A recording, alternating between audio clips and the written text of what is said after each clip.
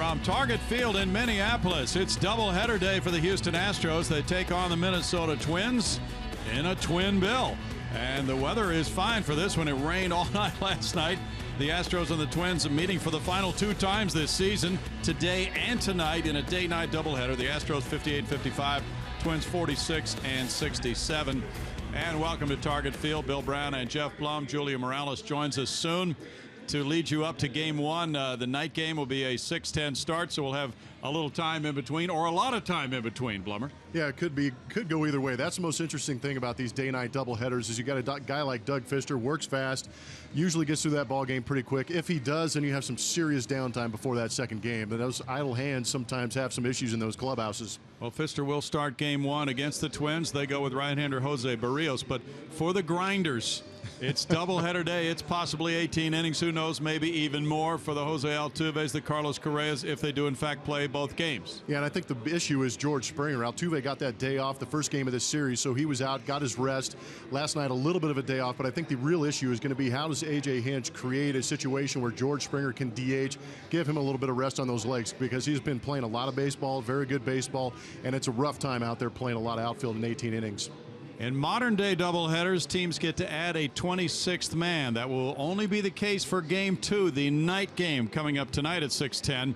And we'll see both teams add pitchers for that game. Coming up, it's Carlos Correa with a big 4 RBI night before last. And he will be facing his boyhood friend in Jose Barrios. Julia Morales has more in just a moment.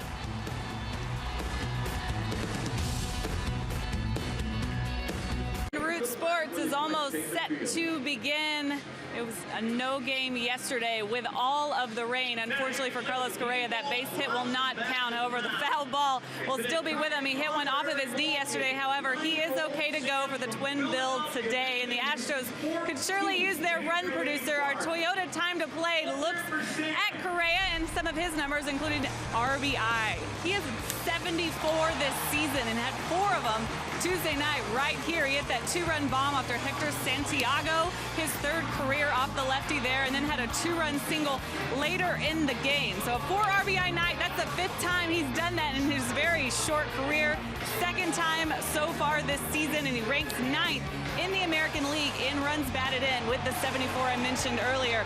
He will be looking for his first ever hit against the fellow Puerto Rican, Jose Barrios, today. He did draw a couple of walks off of him back in May, but looks to get after him today and help his team win the first one of the 2 that the Astros will play today. It's the start of the doubleheader, and it's coming next on Root Sports. Bill Brown and Jeff Blum are in the booth, and they're going to have more. George Springer will lead things off for the Houston Astros, so don't go anywhere.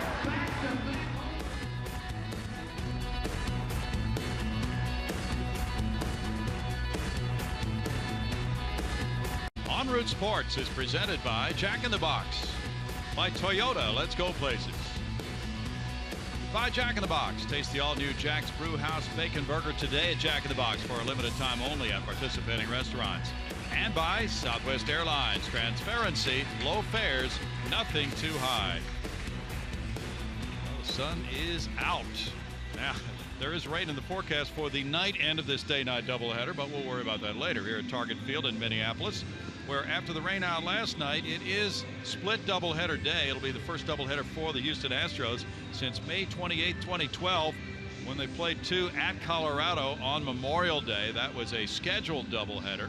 This is the first doubleheader they've ever played in the American League. A.J. Hinch's club taking the field with a 58-55 record. And here's the lineup brought to you by Southwest Airlines. It's George Springer leading it off. He's in right field. Alex Bregman's at third base, batting second. The number 3 hitter is Jose Altuve at second base. The cleanup man is shortstop Carlos Correa. With Marwin Gonzalez at first base, Preston Tucker in left field, A.J. Reed the DH, Jake Marisnick in center field, Jason Castro the catcher. On the mound for the Minnesota Twins, you are looking at Jose Barrios, making his 7th start on the season. This is also his 7th career start and appearance in the major leagues. Recalled back on April 27th. Last start out, he threw against Tampa Bay, took the loss, going 5 innings, giving up 4 earned runs. He does have a start against the Houston Astros in his career. He is 1-0 with a 3.38 ERA. He went 5 1/3, only giving up 2 earned runs. He walked 5 and 8 in that ball game.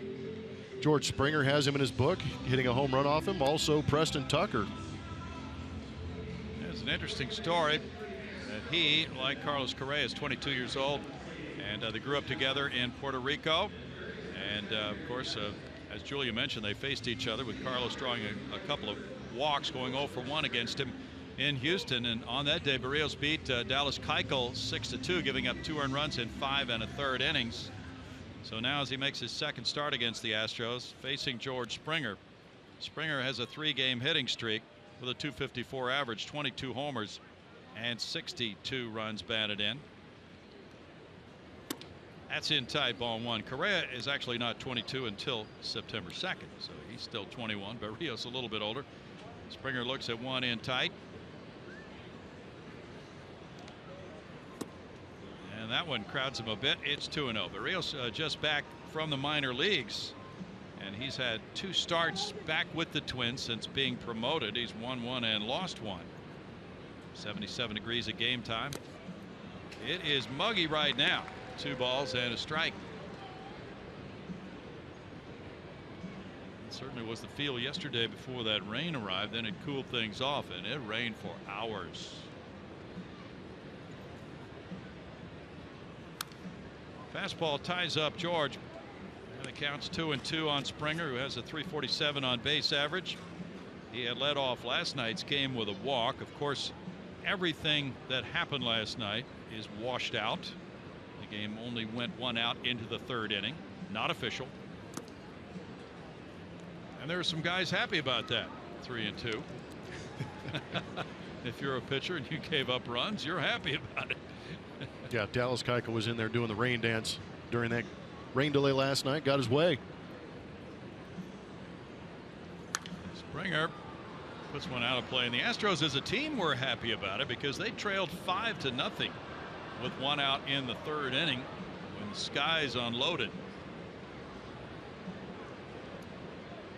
Herman Santana was probably the unhappiest person because he had that 5-0 lead, shooting for win number 6 of the year, had not had much run support, and that win did not come his way. There's a single up the middle for Springer, and George gets it started on a 3-2 count. Good job of battling, hitting foul ball, and then the hit up the middle, giving him a 4-game hitting streak. Yeah, got himself quite a few fastballs to hit in that AB. Did a good job getting to that 3-2 count. Leadoff man likes to see a lot of pitches. Does a good job for the guys behind him, getting to see that arm angle a little bit. But Berríos has struggled in that 1st inning so far early in his career. That ERA in the 1st inning, 17.47. Ooh. Alex Bregman would love to chime in with something here. He's on a 4-game hitting streak. Springer back. Bregman had bounced into a double play last night in his only at bat, which does not count. He is 2 for 8 against the Twins this season. He grounds this one foul. There's strike 1. It'll be a long day of baseball with the time in between games. The night end of this day-night doubleheader starts at 6:10. The forecast is for rain tonight. There is forecast rain tonight, but I don't think it's going to be quite as heavy as we saw last night. That was a pretty good deluge. That sounds good. And you might be asking, well, why aren't they just playing the old-fashioned doubleheader? Play from, yeah, that's what it is. It's a separate gate. So this is very common in Major League Baseball today. After game 1, the crowd leaves. Game 2, a fresh audience. Back in the gates again. Separate date. No balls, 2 strikes. And the Astros will be traveling to Toronto after the end of this day. Down through the years, the Astros have swept 55 doubleheaders. They've been swept 86 times. They've split 113. 1-2.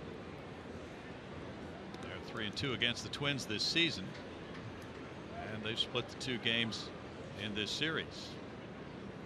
The Astros winning 7-5 Tuesday night, and they lost 3-1 Monday night.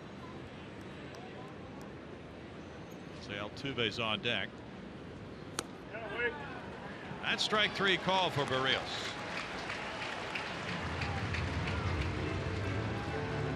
miscommunication right there. I think Altuve wanted to know what that pitch was. It was a little more of a breaking ball to it. The one we saw, that third pitch down and away for a ball that Bregman took for a strike, was a slider. This one a little bit more of a true curveball, locked him up. Altuve went 4 for 4 on Tuesday, scoring 2 runs. That was his 7th 4-hit game of the year. He leads the majors in batting average at .361 and in hits with 159. 19 homers, 68 runs batted in for Altuve, and for his career, 989 hits.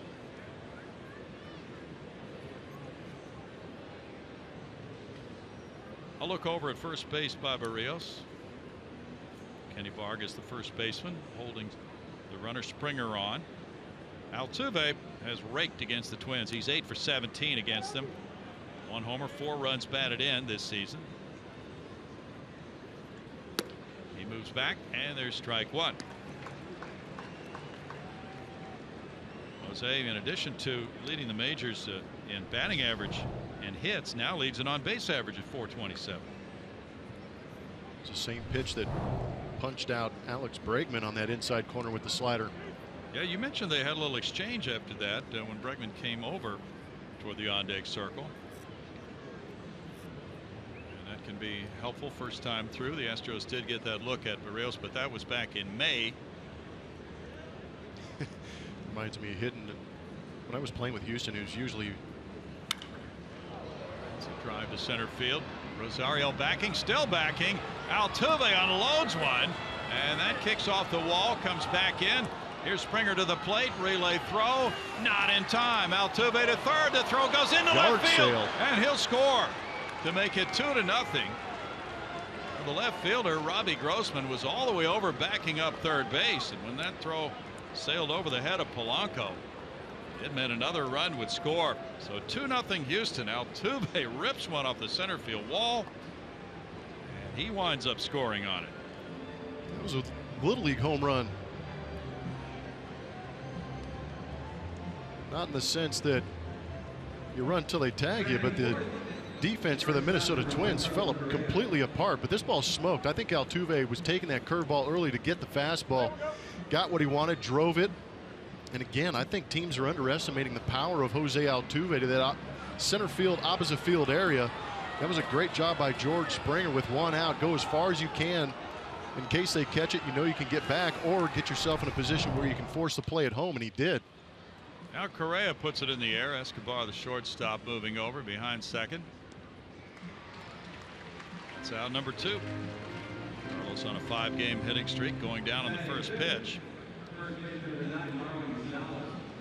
And it's Marwin Gonzalez batting next. 248 for Marwin, 10 homers, 29 runs batted in. You spoke of the first inning problems for this young right-hander, and he quickly finds himself trailing 2-0.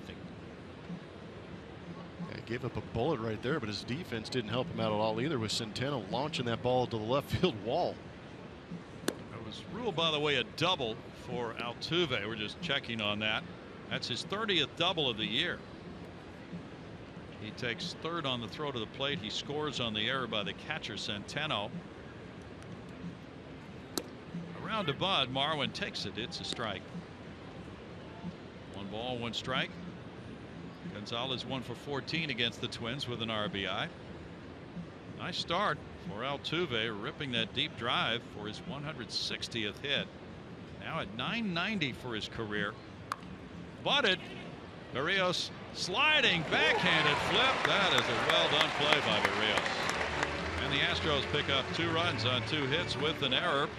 We go to the bottom of the first with the score Astros 2, Twins coming up. This starting lineup for Hall of Famer Paul Molitor, Brian Dozier leading it off at second. The DH is Joe Mauer. It's Max Kepler in right field. Kenny Vargas at first. Eddie Rosario in center field. Jorge Polanco at third. Eduardo Escobar the shortstop. Juan Centeno the catcher. Robbie Grossman in left field. On the mound for the Houston Astros, right-hander Doug Fister.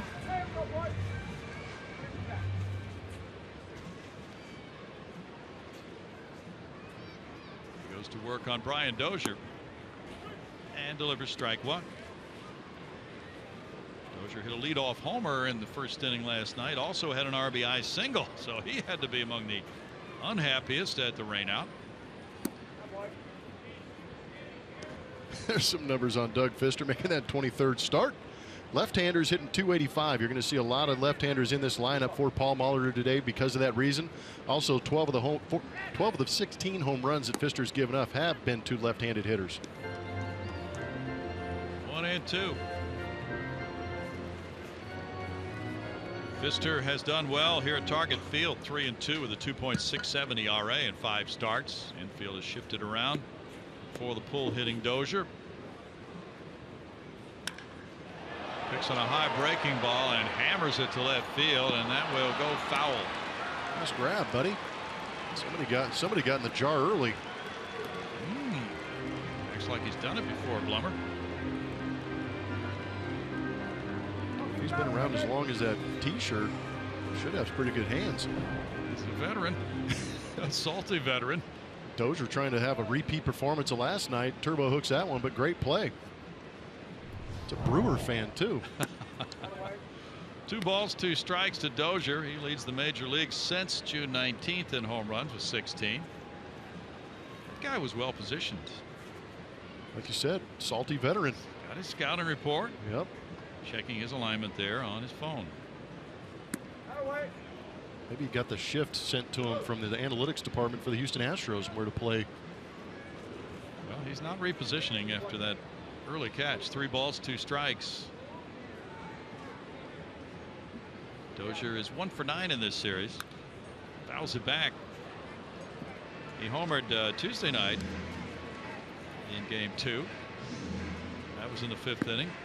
The Twins hit 3 long balls in that game. They've hit 136 for the season, 1 more than the Astros. Dozier's slugging at .783 in the last 13 games. And now that's a good way to do it. Soft away, and he lunges at it, striking out. Well, that is a classic way to pitch him. Let him hit a foul home run and then work him away with a breaking stuff. And you know what? That's exactly what pitchers say. Is as mad as they get at themselves for leaving that pitch up there to get hammered, they always come back to you and say, oh, that's just a long strike. Way to go, you know. So he made the adjustment there, threw the nasty one with 2 strikes and got Dozier. 33-year-old Joe Mauer of St. Paul is the batter. Mauer's 2 for 8 in this series. He was a long-time catcher, but because of concussion symptoms, moved out of that position, and he's DHing today, but he's played mostly first base for the last few years. There's ball 1.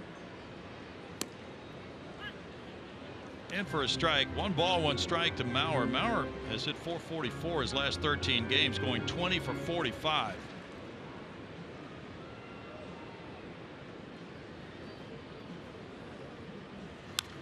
He fouls that one away. These two have squared off a bunch of times. Mauer is 7 for 30 with 1 homer in his career against Fister. Well, that's a great job by Fister against one of the top hitters in the game. Mauer fresh off that player of the week that he shared with Max Kepler. Look at the outfield alignment. This one goes foul.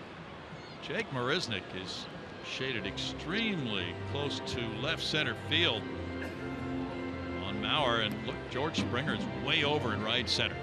Yeah, and I think that's typical. And Joe Mauer's history at the plate, he likes going the other way, and in the air he really likes driving that ball the other way. So we saw it in the second game of the series too, where Joe Mauer just lacing a couple base hits the other way. Grounds to first. Marwin Gonzalez, 3 unassisted, 2 outs. Good start for Fister. The Astros are 14-8 when he is their starting pitcher. Now it's Max Kepler. And the rookie with 15 homers, 49 runs batted in, has a .259 batting average. He's garnered a lot of attention with his slugging in recent weeks, ranking high on the rookie run producer list in the American League. Kepler takes strike 1. The home plate umpire is Mark Wegner. He was to have worked home plate last night and did for just a few innings. So He's coming right back. Got to keep that rotation. I didn't know that's the way the umps did it. But they, in fact, have had a little change in this umpiring quartet. One umpire left and was replaced by another one since last night. Do they get to call up a fifth umpire in doubleheaders? Jeez. That's an excellent point. 2-1.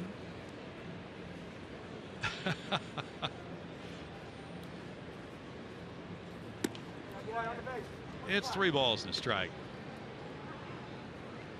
Well, the forecast, what we had heard earlier in the day yesterday, was that the rain was to have arrived about 10 o'clock or so last night. It arrived a whole lot earlier than that, and then it stayed. Correa and Altuve are there. Altuve makes the catch. It's a 1-2-3 first for Fister. The Astros lead 2-0.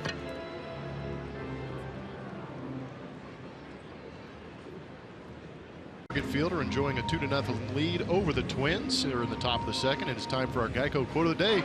Casey Stengel. Now, there's 3 things you can do in a baseball game. You can win, or you can lose, or it can rain. I think the Twins actually did 2 of those yesterday. They lost and got rained out. They really did. Yeah, they lost a win because of the rain, it seemed. Well, it was only the 3rd inning, but they were leading 5-0. And it is a beautiful day for baseball, unlike last night. Preston Tucker getting it started in the 2nd. There is strike 1 for Berríos. Tucker, a 169 hitter, has 4 homers, 8 runs batted in.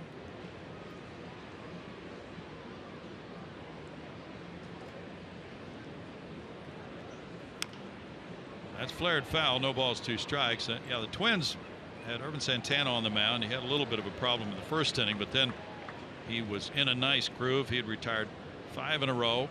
Astros kicked the ball around with 2 errors in the 2nd inning when the Twins scored 4 times. So things were not at all going well for the Astros at that point. Certainly could have turned around, but Twins had to be very disappointed that they couldn't play to make it an official game.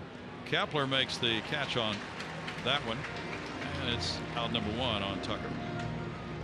But the rules state very clearly that if the home team's leading, it's 4.5 innings for an official game. So it couldn't be done last night. Well, it's their own fault for extending that 2nd inning against Dallas Keuchel. They'd have just scored a couple runs to sped things up. We might have gotten that 4.5 point with them in the lead. That's a point. 133 for A.J. Reed, 2 homers, 4 runs batted in. He lines one to right field. That'll loop in front of Kepler for a single for Reed. Hit number 3 for the Astros. How about that? A.J. Reed gets to high 5 Rich Dower down there at first base. Attaboy. Well, we haven't checked with A.J. Hinch on what his plans are for game 2. Trying to get in the kitchen of A.J. Reed. Does a good job of pulling the hands down and in. Don't have to crush it to get knocks. Hits are hits. Jake Marisnick will follow.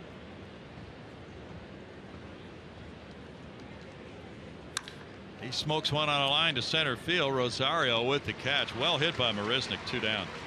So A.J. Hinch may have already planned his lineup for game 2. And of course, it's nice to give some players a rest. It's a string of games for the Astros now coming up.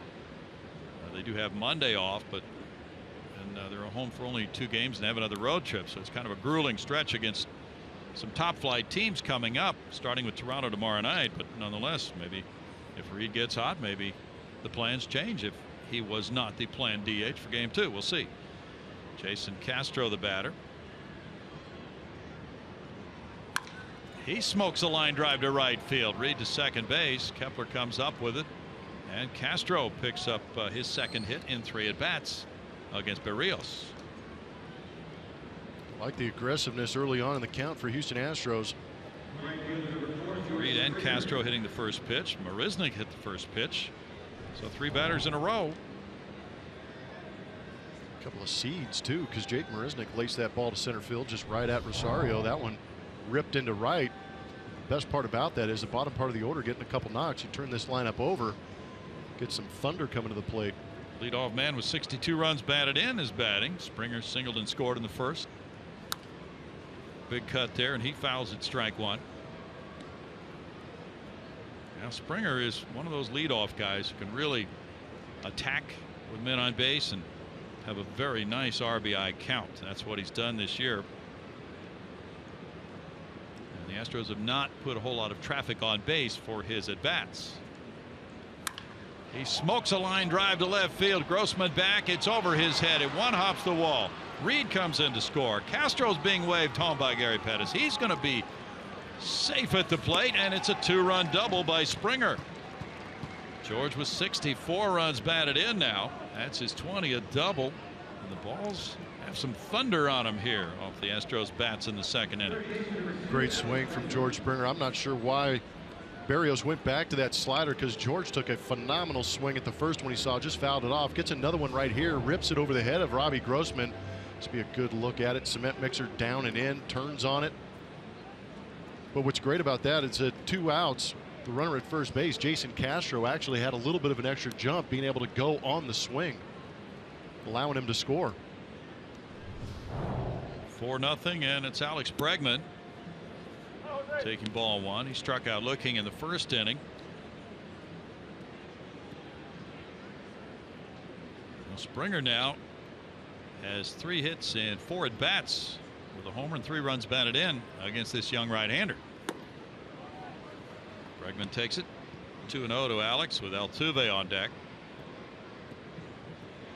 The Astros didn't do much hitting in 2 1/3 innings last night, but they broke out the bats Tuesday night with a 12-hit attack, scoring 7 times.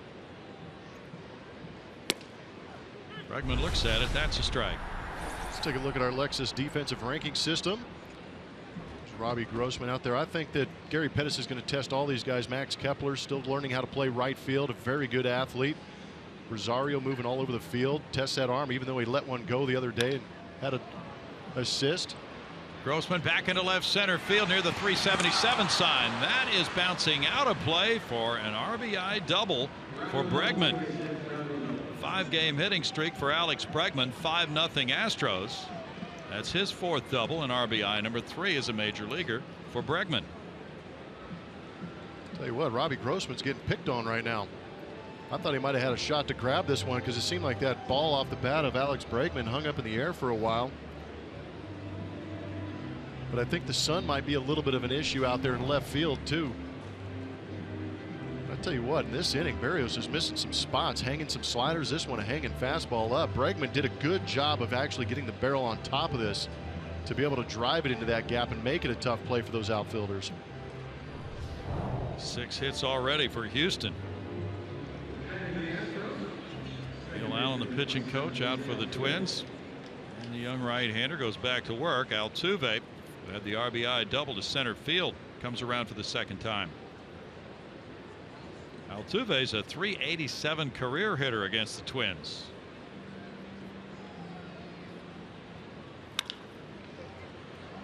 Off the glove of the shortstop Escobar, and another run will score. Bregman comes in, and it's 6-0.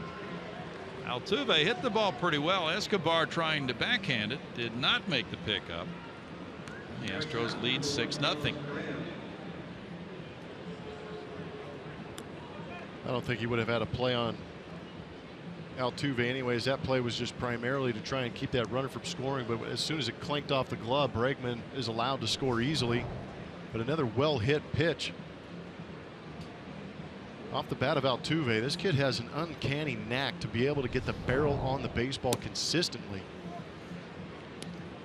Now Carlos Correa with ball 1. Well, Altuve got a hit on that. He's 2 for 2 already. Up to 991 career hits. Correa looks at it, and it's 1-1. Now, these two grew up playing ball in Puerto Rico. They were both first-round draft choices in 2012. Good friends. Foul ball makes it 1-2. Twins drafted Byron Buxton right after Correa went to the Astros in 2012. Now the bullpen gets busy already. Wow, this is not what you want to see on doubleheader day. Berrios was the 32nd player drafted right after that first round in 2012. 2 balls, 2 strikes.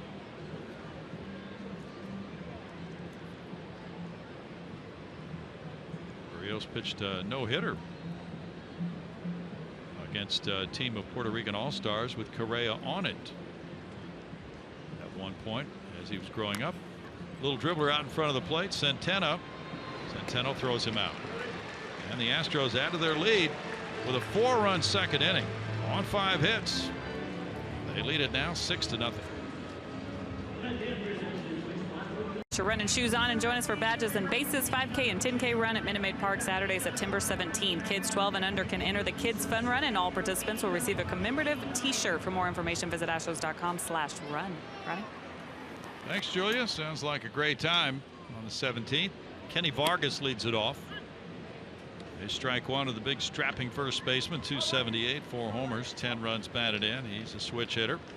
He's had 72 at bats with the Twins. He was launching some batting practice shots a couple nights ago. 1 ball, 1 strike to Vargas. He has a .569 slugging percentage. The infielders play him to pull. It's 2-1. Vargas facing the Astros for the first time this year. He is 5 for 14 in his career against them with a homer and 4 runs batted in. He's from Puerto Rico. Signed as a free agent with Minnesota in 2009. There's a shot to right field. That's going to get out. And the Twins are on the board. Vargas hits number 5. 6-1 Houston. Tell you what, size of that human that just hit that bomb, and as far as it went, wearing a Twins uniform, that gave a little flashback to Mini Poppy. Yes, it did. He started out his career here. That was a blast by Kenny Vargas. It really was. He has some big-time power, Blummer. Man, it's the first time we've seen him in this series too, but that was just a little bit of a hanging cutter on the inside corner. Brought those hands in and unloaded. Eddie Rosario's next. Rosario looks at it for strike 1. 274, 7 homers, 25 runs batted in for Rosario. Vargas is listed at 6'5", 280. Ooh-wee. No balls, 2 strikes.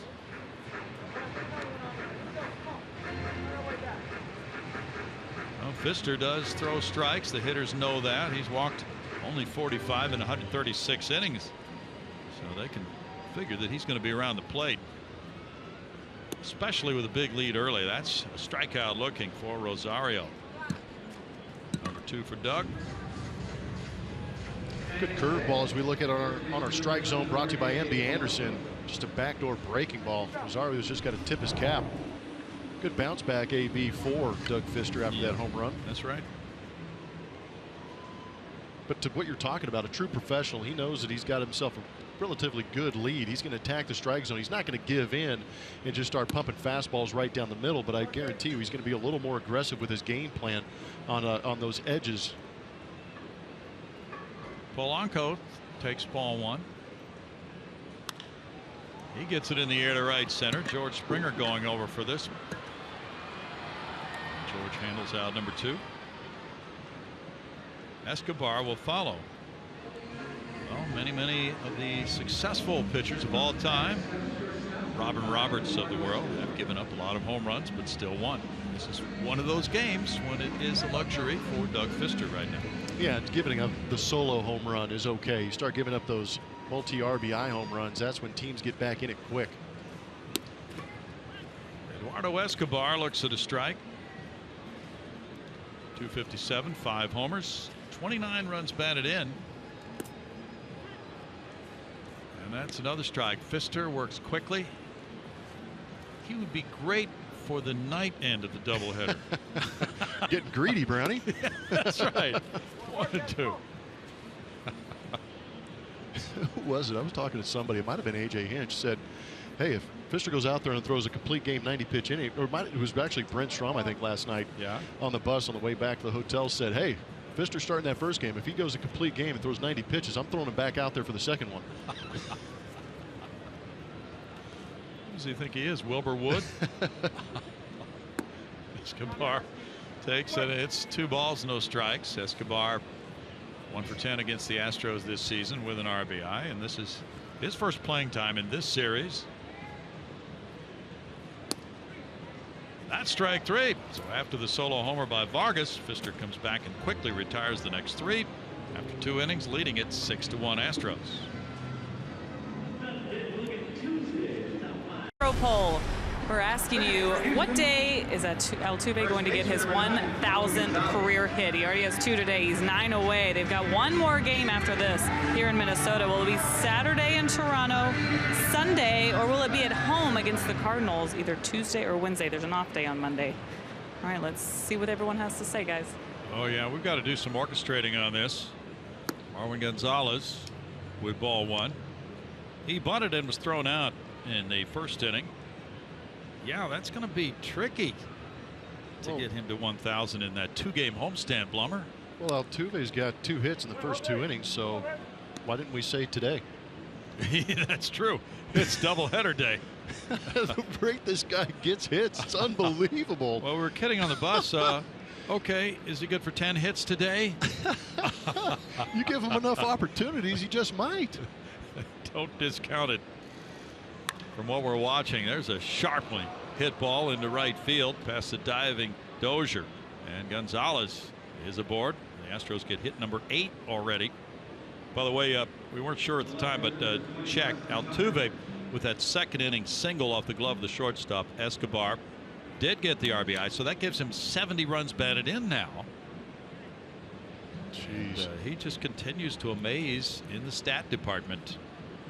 I just think it's kind of fitting that he's doing these things in this city, Minneapolis, Minnesota. Yeah. Kirby Puckett. Oh yeah. He was a little guy that did big things on the field. Good analogy.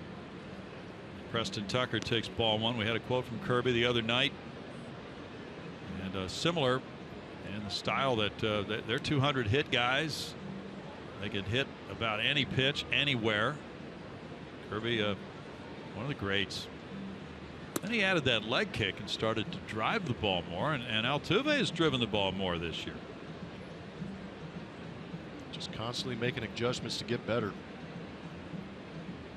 AJ Reed's on deck. Kirby, like Jose, was such a great ambassador too for the game. Always had a smile. 3-0. Astros players did not take batting practice on the field, nor did the Twins players. But guys hit in the cage underneath.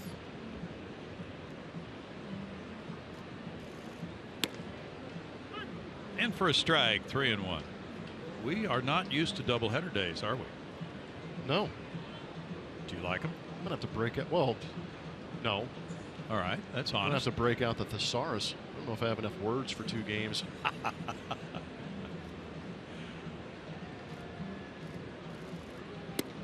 That's ball 4, and Tucker draws a walk, and big trouble here as far as the pitching staff goes, with the starter Barrios struggling so much in the early stages of game 1 of the Twin Bill. That's his first walk of the day, but he's also allowed 7 hits. So the bullpen has gotten ready early. Michael Tonkin was throwing last inning. One of the 2 first inning runs was unearned. Lefty Tommy Malone will come out of the bullpen to pitch game 2 of the doubleheader. Paul Molitor goes to the mound.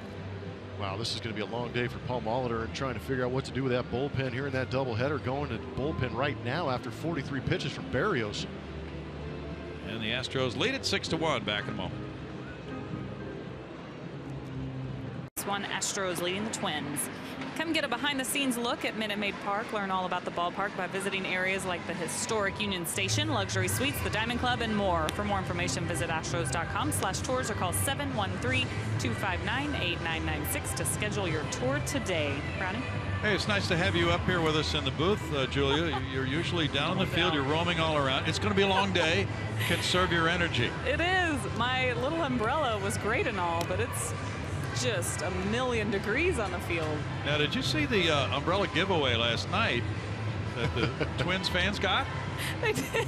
How perfect was that? That was Who planned that? I don't know, but it was a stroke of genius. Very genius move. That's exactly where my umbrella came from. I think it was a giveaway umbrella the Twins had done. Nice. Michael Tonkin comes in. He's 2-2 in 56 2/3 innings with 2 holds and a 4.13 ERA. Facing A.J. Reed, who singled to right and scored in the second. 2 men on, nobody out. He puts it in the air, and the center fielder Rosario moves over. A 1-pitch out for Tonkin, with Marisnick coming up next. Well, we've got all kinds of baseball, of course, coming your way on Root Sports today. And Julia, you're going to be extremely busy. We did not have a pregame show today, but we'll have a postgame show after this game, and then a pregame show at 5:30, and then a postgame show after that game. That's right.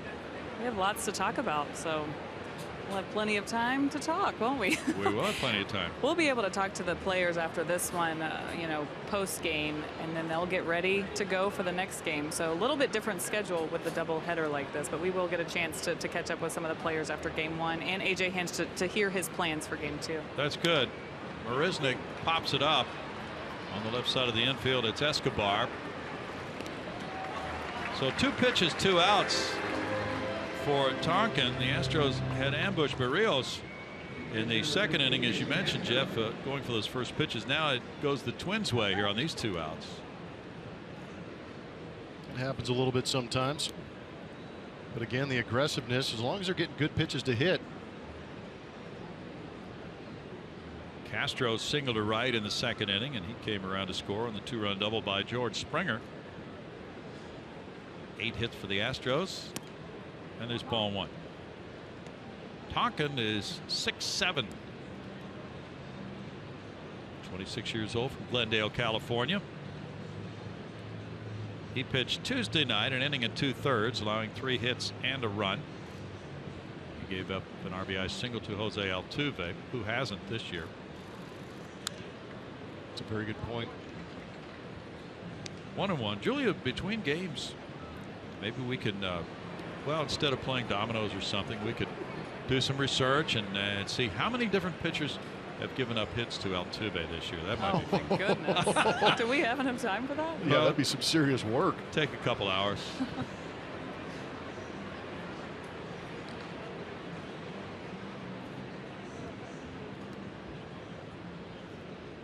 It looks so nice right now, and we know rain is coming. It's one of those days, right? You're anticipating it pretty good, aren't you? Yeah. We need to get Julie in front of a green screen and a map and really expand her abilities. A meteorologist. Yeah. Have you ever done weather? No, I Julia? haven't. Oh. Well, maybe today's the day. You know who are great? I know, looks great. Yeah, you know who are great meteorologists? Ball players. Oh, yeah? Oh, man. I guarantee you every guy in that club, both clubhouses, has at least 2 apps that tell the weather. Here's what we do. If there are any guys in their 40s down there, their bones will tell them what's happening. Grounded foul. 2-2. Well, back in the 50s, 40s, I think Sunday doubleheaders were routinely a part of the baseball schedule for teams. They'd play 2 games on Sunday, and then Monday they'd get on a train and travel. Have an off day if they were staying at home. I wish Ash was here so I could ask him about that.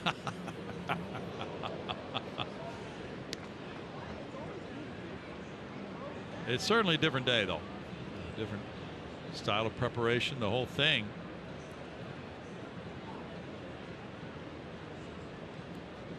This is the final trip in, and the only trip in for the Astros to Target Field. So the game from last night is being made up very quickly, just 24 hours later. Otherwise, it would have necessitated the Astros coming back here on Monday, because Monday is the only mutual day off that the Astros and Twins have for the rest of this season. Yeah, teams this time of year covet those days off, so that's why that double play is being forced today. Castro takes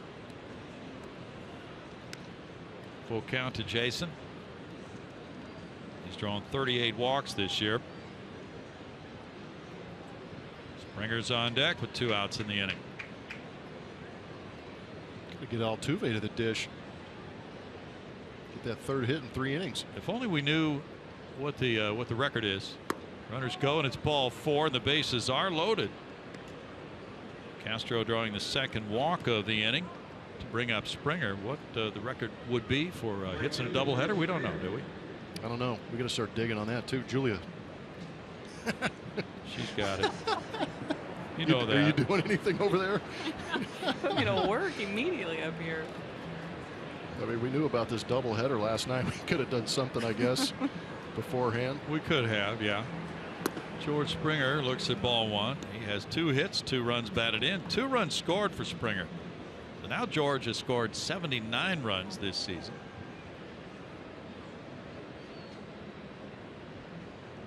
Alex Bregman's on deck.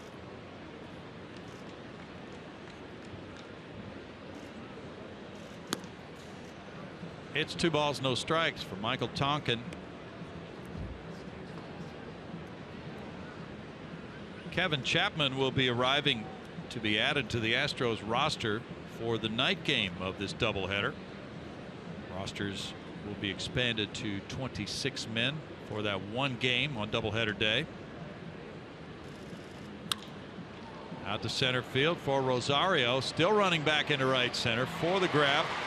And in the 3rd inning, the Astros load the bases, but it's no runs, 1 hit, 3 men left. They lead it 6-1. We go to the bottom of the 3rd, and it's time for greater coverage of baseball, brought to you by T-Mobile. A couple of notes around Major League Baseball. Rich Hill, after that trade to the Los Angeles Dodgers, still trying to figure out that blister, get that thing healed up so he can go out there and make that Dodgers debut. Billy Hamilton, he's only got 26 stolen bases in the last 24 games since the All-Star break. Not too bad. And Rick Porcello picking up career win number 100. Not a bad feat for the 28-year-old. He had some words with Chase Headley of the Yankees about something. We'll get Julia on that. Okay. It's warm. The fans are out. Here is Juan Centeno. And there's ball 1. This was supposed to be a beat the heat trip, guys. Yeah, until you bragged about how nice the weather was on the first day.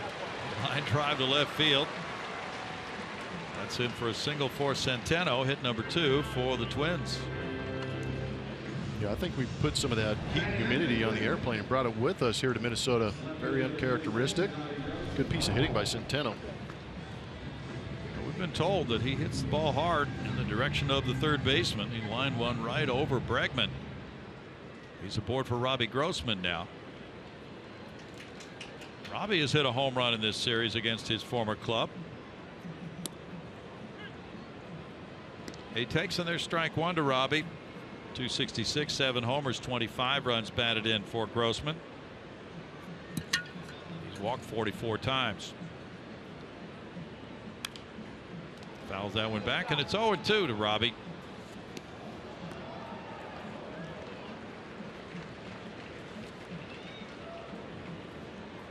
Pfister shooting for win number 11 of the year.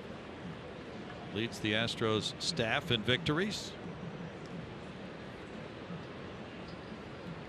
Leads them in quality starts too. Yeah. Up and in. 1-2. Grossman, well, I'm not sure if the umpire is going to give him that base. I didn't see Mark Wegner wave him down to first. Robbie trying to sell it. Well, he says, put that shin guard back on. See Mark Wegner, he goes, why don't you ask your manager if he wants to challenge it? Paul Molitor's coming out now. Robbie was taking off the shin guard. Now he's talking with Molitor. I don't think that was a hit by pitch. Let's see, maybe it got the jersey a little bit. Robbie's talking with Mark Wegner about it. Mark Wegner didn't see it that way. You know what Paul Molitor would do? He'd be right back in that box ready to hit. That's what Grossman's going to do. 1-2.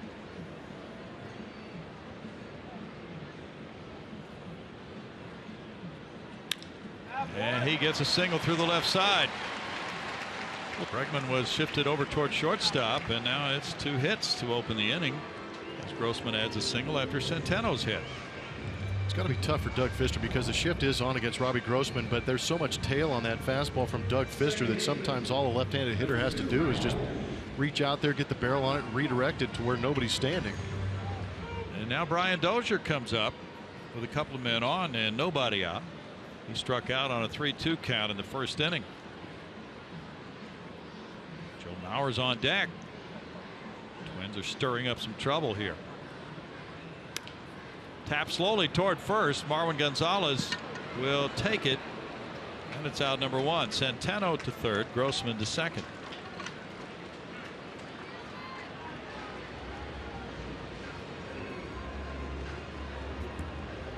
Joe Mauer grounded out to first himself. He's around for the second time now.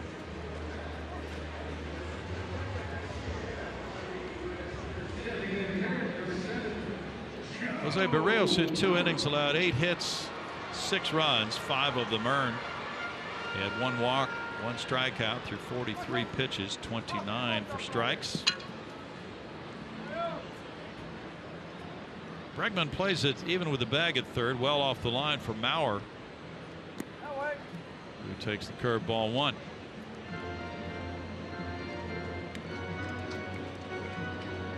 There's some other day baseball. Arizona is pounding the Mets 9-0 in the top of the 6th inning at Citi Field. Pittsburgh 4-0 over San Diego, middle of the 5th.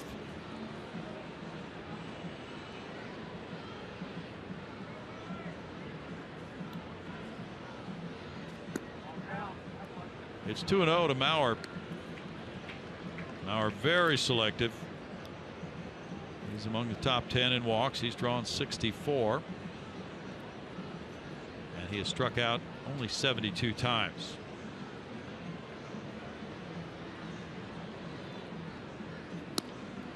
That's a close one, and it goes Mauer's way. 3-0.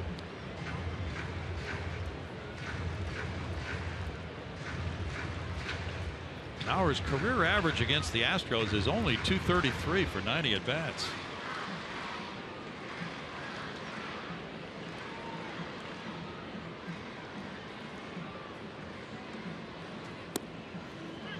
In for a strike over the outside edge. 3-1.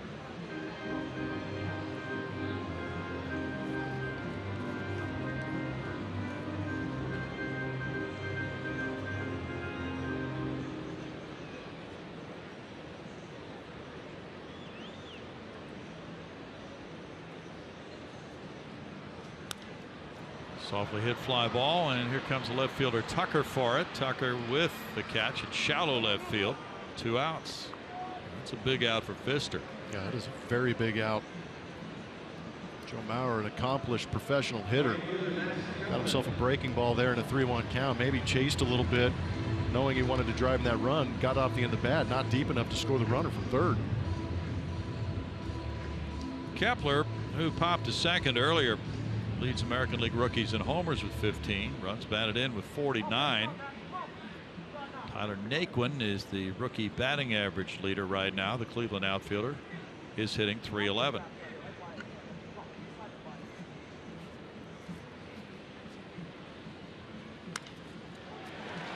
Toward the left field line. That's in for a hit. That'll score 2. And here's the throw to second by Tucker. Not in time. 2-run double by Kepler. 6-3 now as the Twins come back. Kepler has driven in 51. That is the co-player of the week with Joe Mauer recently. Max Kepler picking up his player of the week mate right here with a 2-out knock. And again, it doesn't look like the Twin hitters are trying to do all that much against Doug Fister, just going with what Doug gives him on that outside corner. Kenny Vargas ripped one to right for a home run.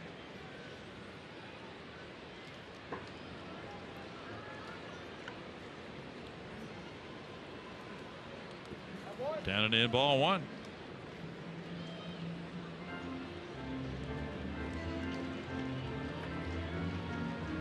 You have any particular fond memories of playing in doubleheaders, Plummer? No, didn't play in too many in my career. because I was lucky enough to play for the Astros for 5 years. I was in Tampa Bay for a year, unfortunately, with the roof. San Diego for 3 years of my career. I think we actually had a rainout in one of the years, 2005 or 6, when I was with San Diego, but we made it up on an off day.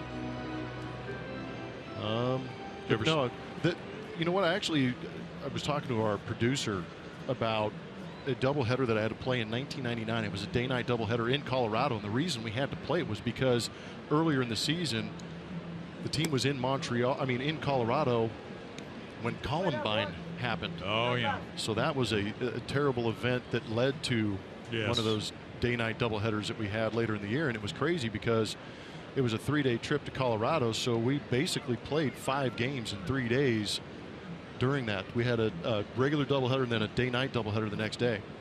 You had to be gassed after that. Yeah, it was tough, but it was a good place to hit. But the physical experience of playing at altitude, especially for the guys who play the outfield like center fielder, that's got to really be an effect that stays with somebody for a while. You know, it's crazy too. Those guys that play the outfield, think about how many laps they're running from their position to the dugout. That's the one that got me. I played outfield a couple times in my career, but running from the dugout to my position, and God forbid you have to lead off an inning and sprint off the field, get your stuff, and get out of there. Ooh.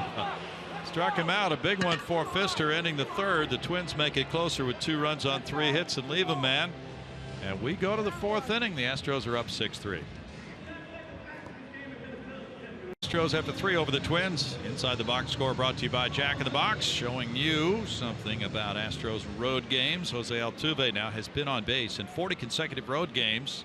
That's 3rd best in franchise history. Jeff Bagwell topped it with 52 and then 43. I mean, seriously, with those numbers. I thought Altuve's been on an unbelievable stretch, and then Baggy 52? Come on. He was always on base. Alex Bregman with strike 1 is 1 for 2 in RBI. 1-1. Bagwell had that great OPS, on base a lot. He slugged up there with the game's best.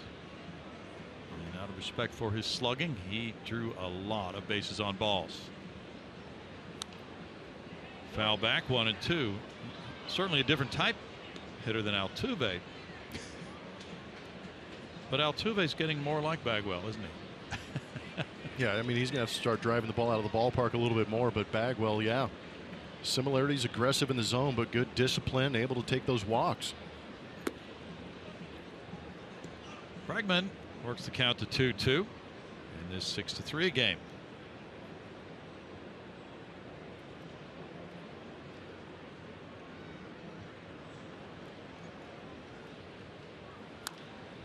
He fouls it back.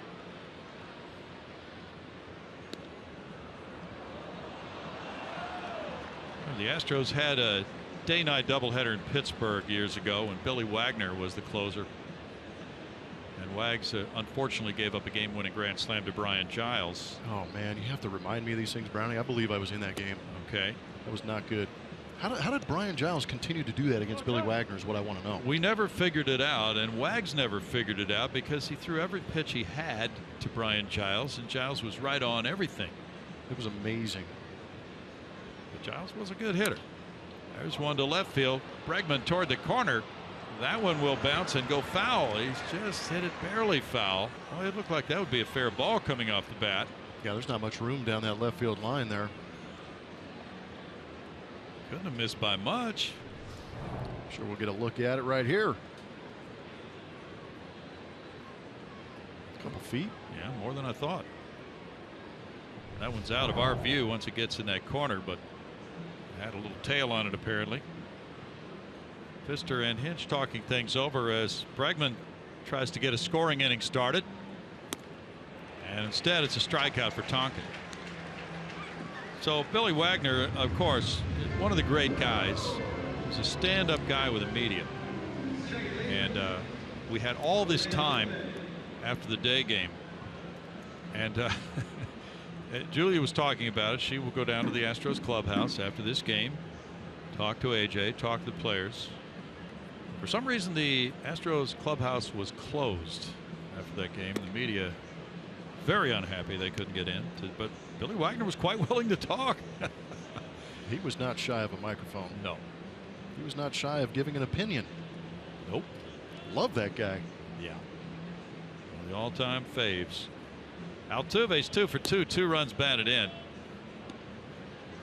1-1. But that had to be a very long wait between games for Billy Wagner after that.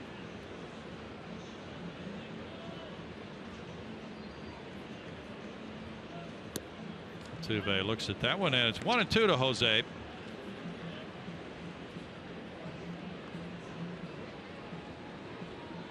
Among active players, only Ichiro Suzuki and Albert Pujols have reached 1,000 career hits quicker than Altuve's going to do it. This time it's a strikeout. And that's number 2 for Tonkin. Time now for our forward spray chart. Carlos Correa coming to the dish. Let's talk bombs. See where those home runs have gone for Carlos Correa. 3 to center, 5 to the opposite field for Carlos, and 8 of those home runs going to left field. Doing a good job of spraying and evenly distributing those home runs.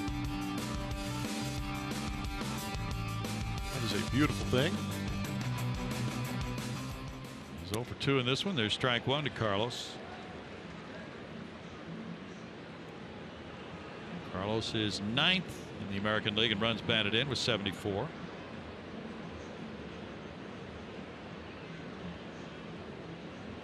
Marwin Gonzalez on deck.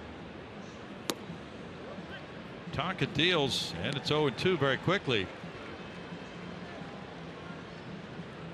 Colorado got a run in the top of the first at Texas.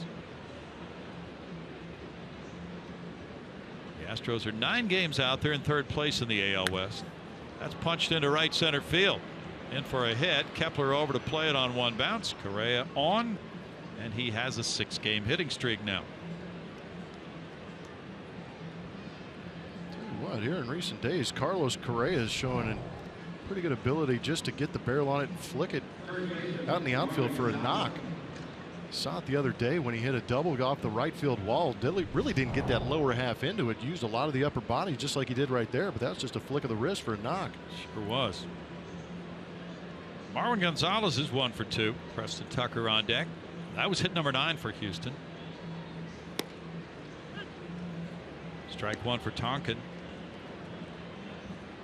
Lucas Harrell is pitching today for Texas. The Rangers at home against the Rockies. They have Chad Bettis on the mound. Charlie Blackmon hit his 15th homer in the top of the first, leading off against Lucas Harrell. It's 0-2. Everything going exceptionally well for the Rangers right now.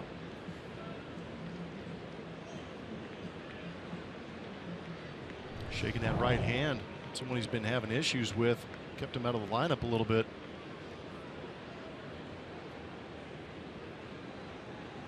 Yeah, he had some inflammation in that area for a while, he said. Throw goes over to first on Correa, who's 10 for 13 in steals. The Twins have allowed 55 stolen bases this year, and they've caught only 14.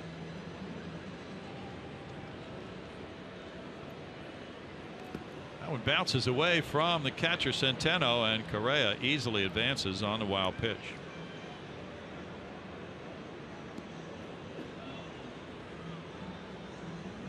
One ball, 2 strikes to Marwin. The Rangers currently lead Seattle by 7 games, Blummer, in the AL West. Yeah, and Seattle's got a pretty comfortable schedule throughout the rest of the season, too. Mariners have won 6 in a row, and the Rangers have won 5 in a row. Outside for ball 2.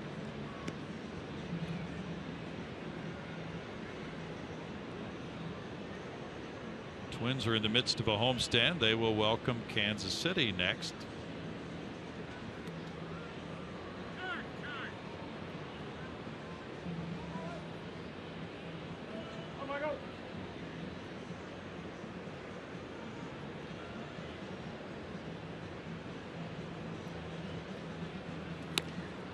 A strikeout, and Tonkin had 3 of those in the 4th inning. No runs, a hit, and a man left. The Astros lead it 6-3.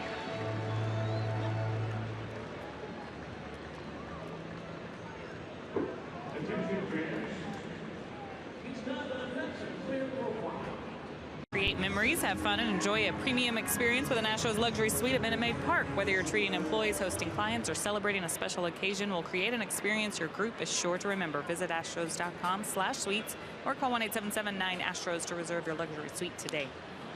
Rosario hits a bouncer, and first baseman Marwin Gonzalez takes care of it. A one-pitch out number one here in the home fourth inning for Doug Fister. Nice to get back home Tuesday and Wednesday, but don't blink. Homestand is too quick. Cardinals are in. Polanco hit a fly ball to right field in the second inning.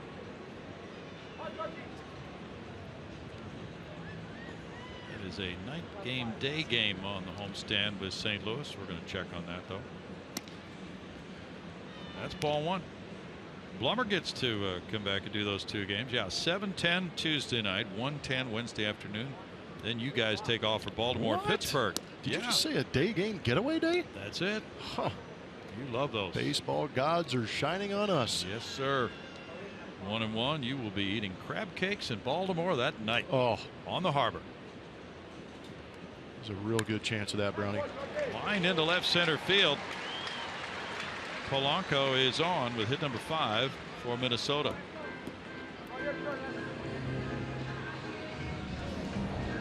It's a pretty good swing. Not trying to do too much, and again, it's a pretty good changeup waiting back on it by Polanco. Tell you what, there's a serious youth movement going on between these two teams. Yeah, the Astros have 9 rookies now on the roster. Twins are a young club. Escobar looks at ball one.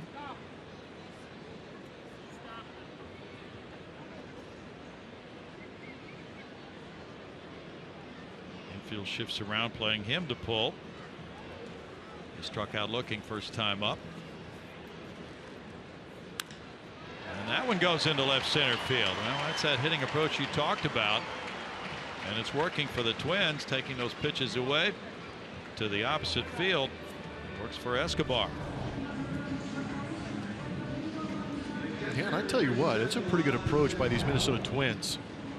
We talked about the average against Doug Fister coming into this game for left-handed hitters was .285, and today you're not seeing these guys trying to do too much. Kenny Vargas got that hanging slider that he hammered out of the ballpark, but for the most part these guys are sitting on that outer third, and Fister's giving it to them. They're just going with it. Centeno went with it. He lined a hit over the third baseman Bregman, his first time up, and later scored. Ball one. We'll see how the approach may change here for Castro and Fister, with the hitters taking so many balls the other way. They try to come inside more. Well, we saw a couple of at-bats where Fister was able to get ahead, and once he got to that 2-strike count, that's when he tried to throw that fastball inside and bring it back over that inner third. Double play ball. Correa tossing. Altuve, middleman. Well done. That ends the fourth inning with no runs, 2 hits. The Astros get double play number 102 of the year, and through 4 they lead it 6-3. Sports is presented by Southwest Airlines. Transparency, low fares, nothing too high. By Academy Sports and Outdoors, donating $100 for each Astros home run and $200 for each Correa home run to Houston Children's Charity. And by HEB. No store does more than my HEB. Pitcher number 3 on the mound today on this warm, muggy day in the Twin Cities. The Astros lead at 6-3 going to the 5th inning. Tonkin out of the game now. And in comes the left-hander Buddy Boshears. The Astros have banged out 9 hits so far. Boshears 2-0 with a 3.86. And Boshears has made an appearance in this series. Young left-hander. He's got a 2.25 ERA in his last 12 innings. Only 2 walks, 11 punch-outs.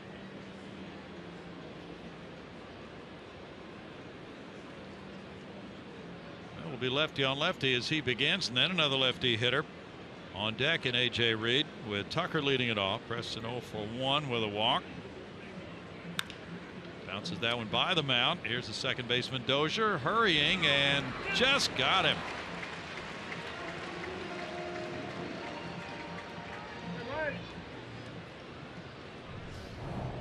Nice play by Dozier coming in on that slowly hit ground ball. Tucker hustling, makes it close.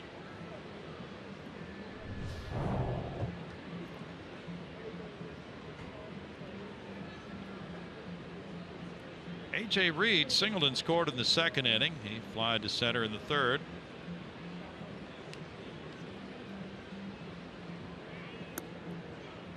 He looks hit ball one.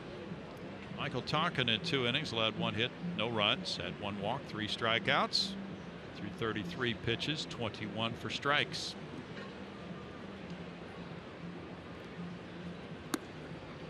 Reed takes that one, and it's ball 2 to A.J.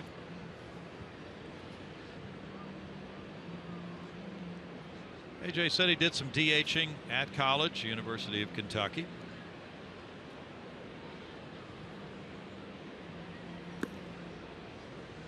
It's 3-0.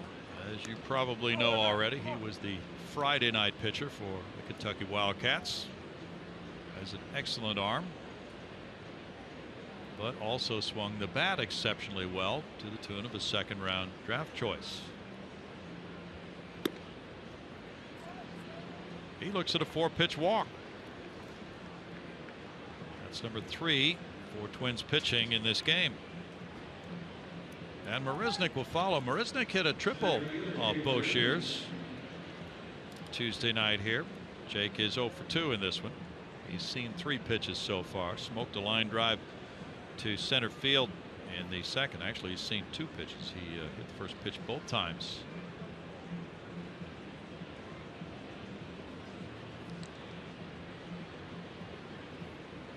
He bunts out in front of the plate. Centeno throws to second and throws it into center field.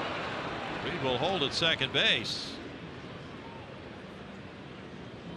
Centeno was rushing, didn't really have his good footwork, and he threw it off balance and behind Escobar. Tell you what, that's 2 times that Centeno's had an opportunity to make a throw and it's turned into an error. This one bunted out in front. Not a great bunt, but I'm not sure if the choice was to throw on the run to second base to try and get A.J. Reed. When an out is presented to you, you go ahead and take it. Yeah. And I think the out might have been at first base if you set your feet and throw Jake out. Yeah, especially with 1 out in the inning already. So now it's Jason Castro batting with runners at first and second.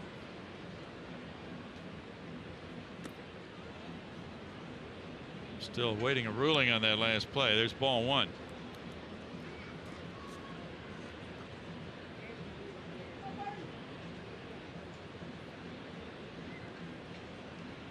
There's only 1 error up on the scoreboard, but that should have been number 2 of the day.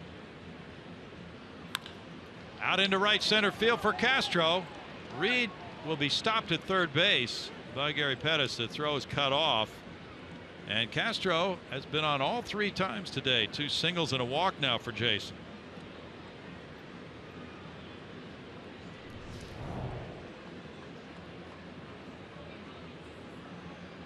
Nice piece of hitting. Could have gotten big and tried to drive that ball out of the ballpark, but instead just keeps the train moving right now. And again, good things happen when you have base runners on and you turn this lineup over.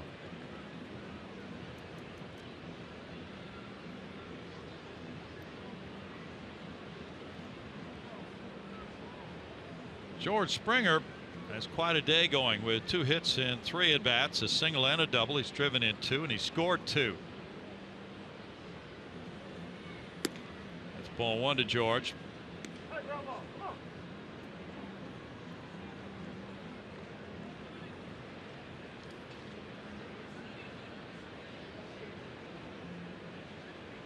The official scorer has ruled fielder's choice on Marisnick. Reed to second base. No error by Centeno.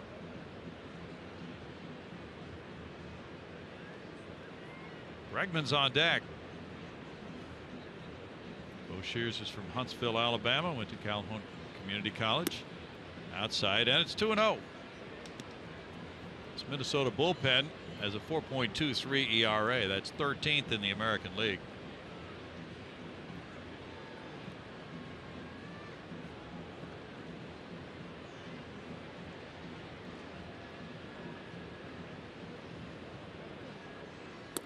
Springer looks at it. That is in for a strike. 2-1. Borderline right there. Be nice for the Astros to put a couple runs on here. Answer back to what Twins have done in that third inning. It was borderline. Man.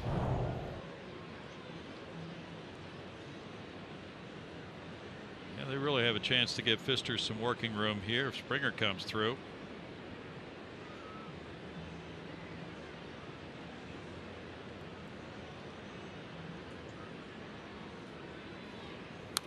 George fouls it. 2-2. Rockies rookie David Dahl got a hit against the Rangers in the early going. He has a career opening hitting streak of 17 games, tying the major league record set in 1941 by Chuck Alano. Nice way to make a debut. Yes. Inside, that one hit Springer, forcing in a run to make it 7-3 Houston. George's third RBI of the game, 65th of the year.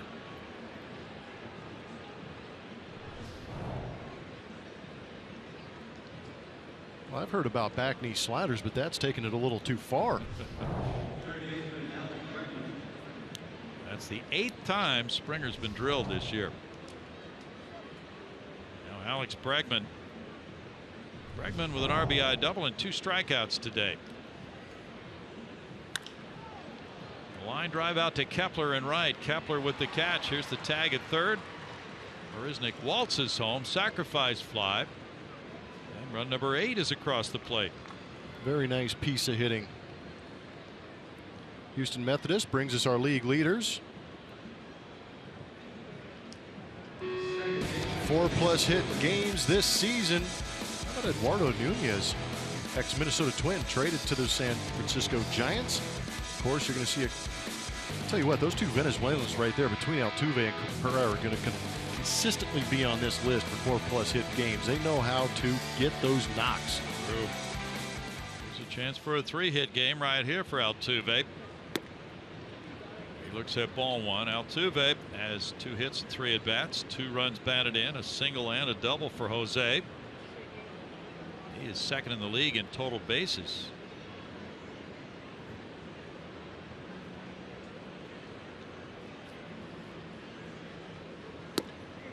Jose looks at that one, and it's even at 1-1.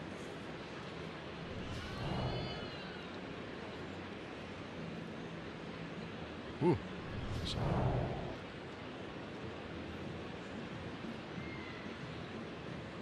He's hitting .429 on the road in 52 road games this year. 2-1. His OPS on the road is 1131.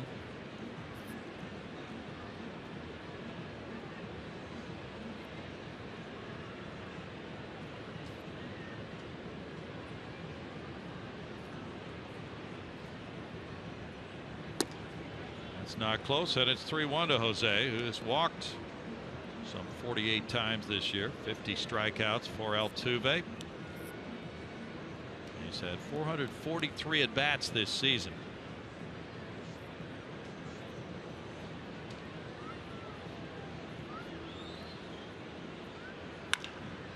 That's hit hard into left center field.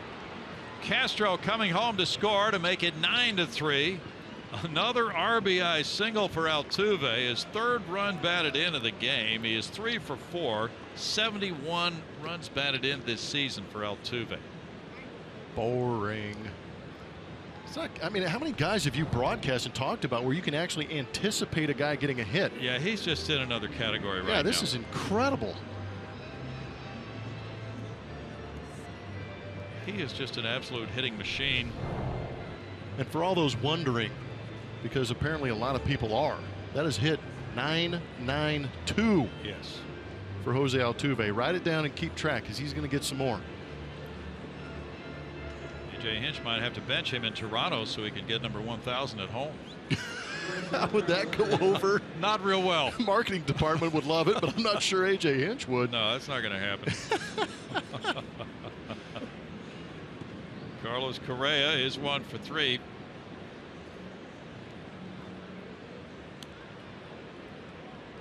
It's a little different, like when Craig Biggio was closing in on 3,000, and he didn't play one of those games in Milwaukee before they came home, and he did it at home the first night of that homestand. It's a little different for number 1,000. There's ball one. Yeah, I completely agree with you on that. But you hate to take anything for granted, of course. Every day is a gift, but do you get the feeling that maybe you might be seeing number 3,000 sometime if you're fortunate enough to live that long? At this rate, yeah. Yeah. Out to center field. Rosario way back. That ball is into the area above the center field wall. That's a 3-run homer for Carlos Correa, number 17 of the year. That's 77 runs batted in for Correa, and this game is sliced wide open. Wow. Wow. 12-3. Just kept carrying. Man, talk about a team taking full advantage of a rainout. My goodness. Elevated fastball at 92 and just lay into it, young man. It was a line drive too, Brownie. That ball wasn't elevated all that much. No, that's why we couldn't tell wow. how hard it was hit till the last moment when it went way over Rosario's head. It's a 6-run inning. 12 runs on 12 hits. That's the first homer of the day for an Astro. And that's odd for them because they're usually very dependent on home runs for their runs. 1-1. Marwin Gonzalez 1 for 3. He hits one hard. That goes through into left field, and he now gets his second hit of the game. Pretty glad I got this headset on right now because it is loud. Some big time swings going on right now. Just squaring balls up. And it's a real dilemma, of course, for Paul Molitor with another game to come tonight in this day-night doubleheader. Trying to avoid blowing up his bullpen in game 1.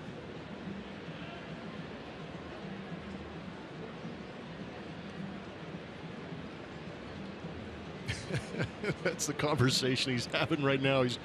What is going on and what do I do now? Yeah. Because there is not too many guys in that bullpen right now that are going to get Astro hitters out.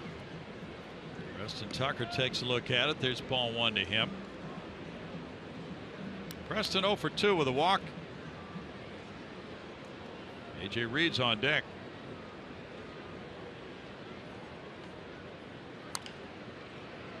Shortstop goes out for it. Escobar in the shallow center, but Rosario coming in has the easier play. And the Astros send 10 to the plate in the 5th inning. They score 6 runs on 4 hits, and they lead it now 12-3. 12-3 Astros out in front.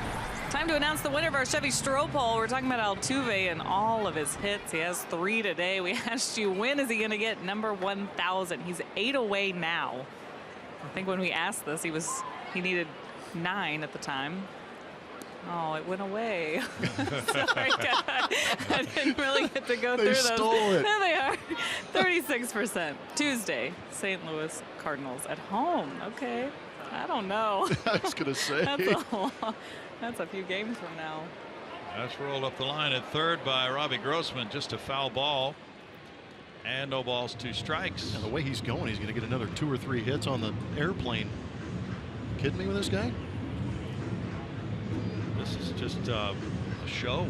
Talking with Gary Pettis, the Astros third base coach, for the game tonight. Just saying, for today, we've run out of superlatives here. Yeah, it's too much. And you know what? Just got a tweet. I believe it's Jorge Martinez. Yeah. We're trying to figure out nicknames. I'm not sure if there is one out there for Altuve, but the Cyborg might be a good one because the kid's an absolute machine. The way he goes out there on a daily basis and just cranks out hits. 1-2. And thanks to some of our friends on Twitter who have been doing some research, the record for most hits in a doubleheader is 9. It's been done 9 times, Ryan Nolte tells us on Twitter. 2-2. And Daniel Halevi also did some fine work of research. Jose Altuve has had hits against 99 different pitchers this year, according to him. That's sound right? Sounds like a lot. He moves to his right, backhands, jump throw, one hop. Marwin Gonzalez out. Whatever. Get hits, make web gems, whatever. Way to go, guy. Just an incredible show from Altuve today. Unbelievable. He's just showing off now. Yeah, go ahead and hashtag your Altuve for MVP.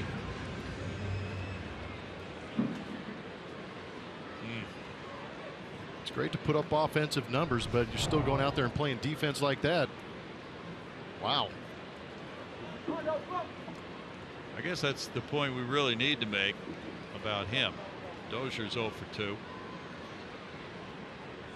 You've seen numbers, and the numbers keep coming at you, and they do register. What he's doing is phenomenal. But when you see him in the clubhouse, and if he gets 3 hits and the team loses, he's not a happy guy. No, and I think we've seen it here in recent weeks, you know, even with the ejection, but some of the situations he's had to handle, and now with the young clubhouse, he is a team leader in the sense that he goes out there on a daily basis, much like a Jeff Bagwell didn't have to hoot and holler and rally guys to go play. He just led by example. But I think here in the last couple of weeks, you've really gotten an opportunity for everybody at home who's watching these games. He's turning into a leader on the field vocally. I think it's a great thing. Yes, he is. Sometimes he comes in, talks to pitchers. And conversely, with the earlier statement, if he comes in and he's gone 0 for 4 in a game and the team wins, he's a very happy camper in that clubhouse.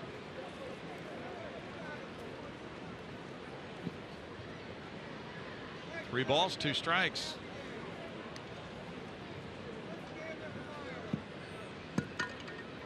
Can we talk about the discounted contract he's under too, by the way? Oh my gosh. Oh yeah. Enjoy it while you can. Exactly. Oh man, that was a good pitch. Dozier didn't like it, and it's ball 4. Tell you missed what, by that much, though. Yeah, I don't think it missed by much either. We've seen some pitches off the edge with Mark Wegner behind the plate. That one a little excessive for Mark, but again, I wouldn't mind seeing that doubleheader strike zone with an 8-run or 9-run lead. I apologize. Kind of open up a little bit, force these guys to swing, put the ball in play. Don't let them walk their way on. Joe Mauer is 0 for 2. 13 hits for the Astros, 6 for the Twins. Ball 1 to Mauer.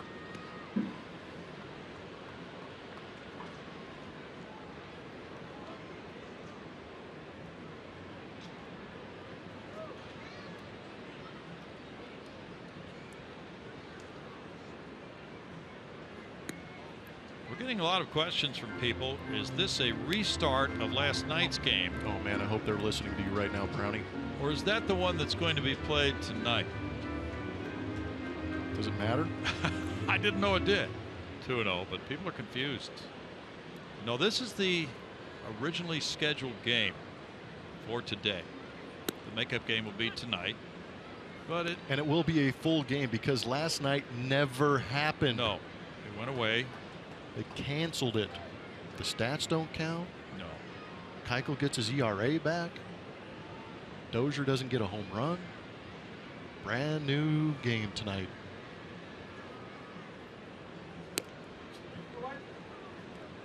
What are you going to do between games? Nap. Oh. You know, there's probably a good chance I'm going to eat something, Brownie. Okay. Quite a bit of it. Well, over a period of 8 hours. Yeah. You're entitled. That's a normal thing to do. You know, there's some good shopping downtown Minneapolis. Let's go. Show me the way, Brownie. You've done some here in the recent days, haven't you? Yeah. We could hop a train and go to the Mall of the Americas. Oh my.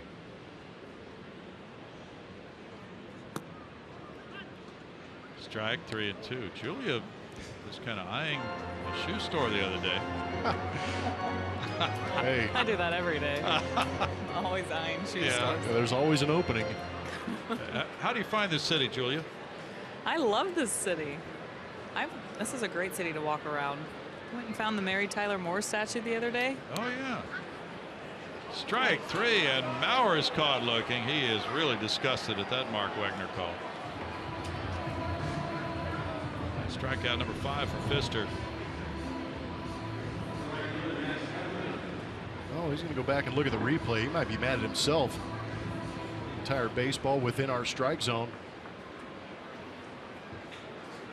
Good pitch by Doug. Kepler with strike one. That's a 2-run double in the third inning. 1 for 2. So in order to have the separate admission games, there has to be time between the games.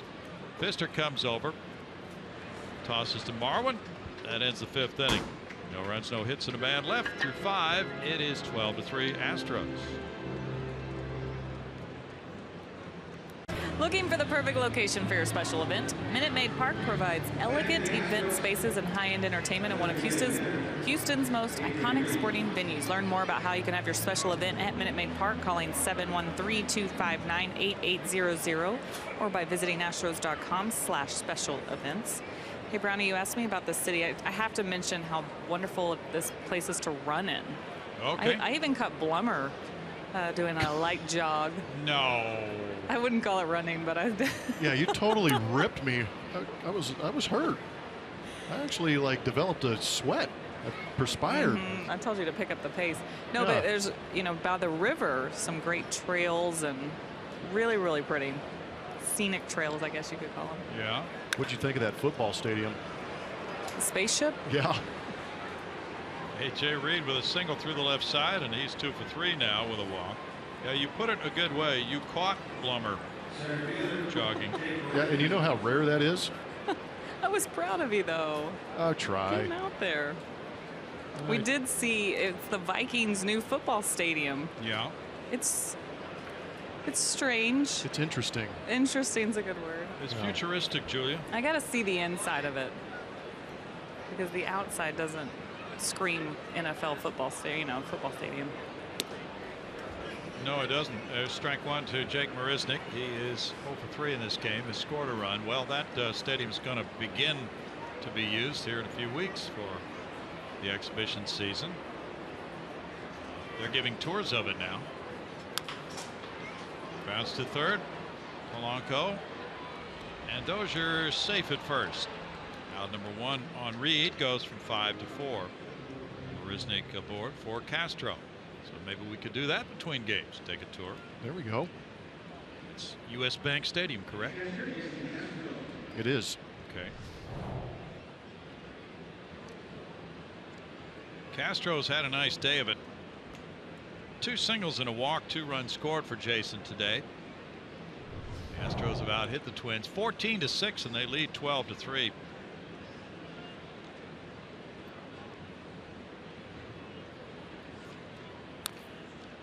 Foul ball. There's strike one. This is only the 10th doubleheader in Major League Baseball this season. Of the 9, 4 have resulted in sweeps, including 3 by the home team.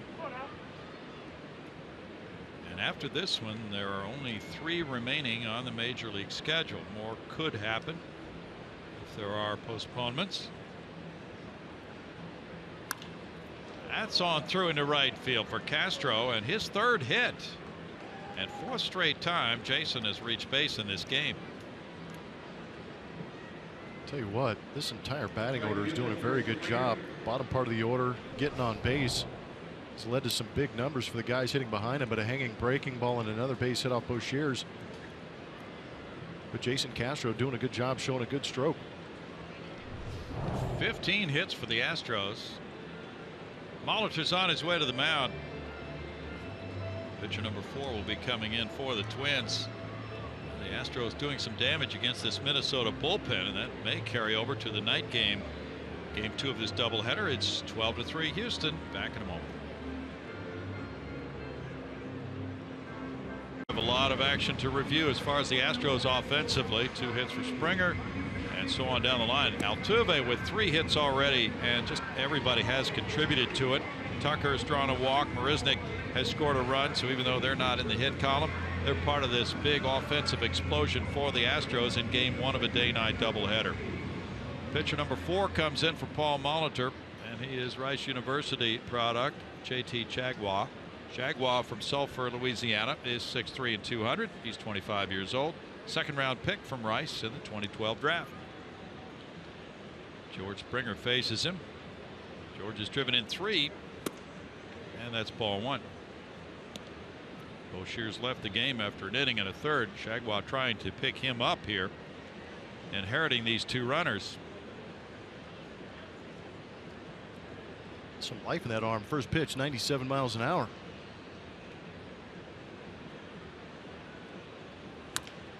Slowly hit to the left side. Here's Polanco charging and throwing out Springer. Runners move along to second and third on the ground out for out number 2.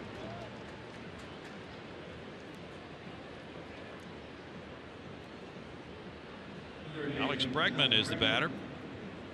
Shagwa was a pitcher and a switch hitting shortstop in high school at League City, and then at Rice University he served as a DH, a first baseman, and a relief pitcher. He missed some time in 2013 with a right forearm strain. Foul, and this will go out of play. Alex Bregman has a double and 2 runs batted in this game.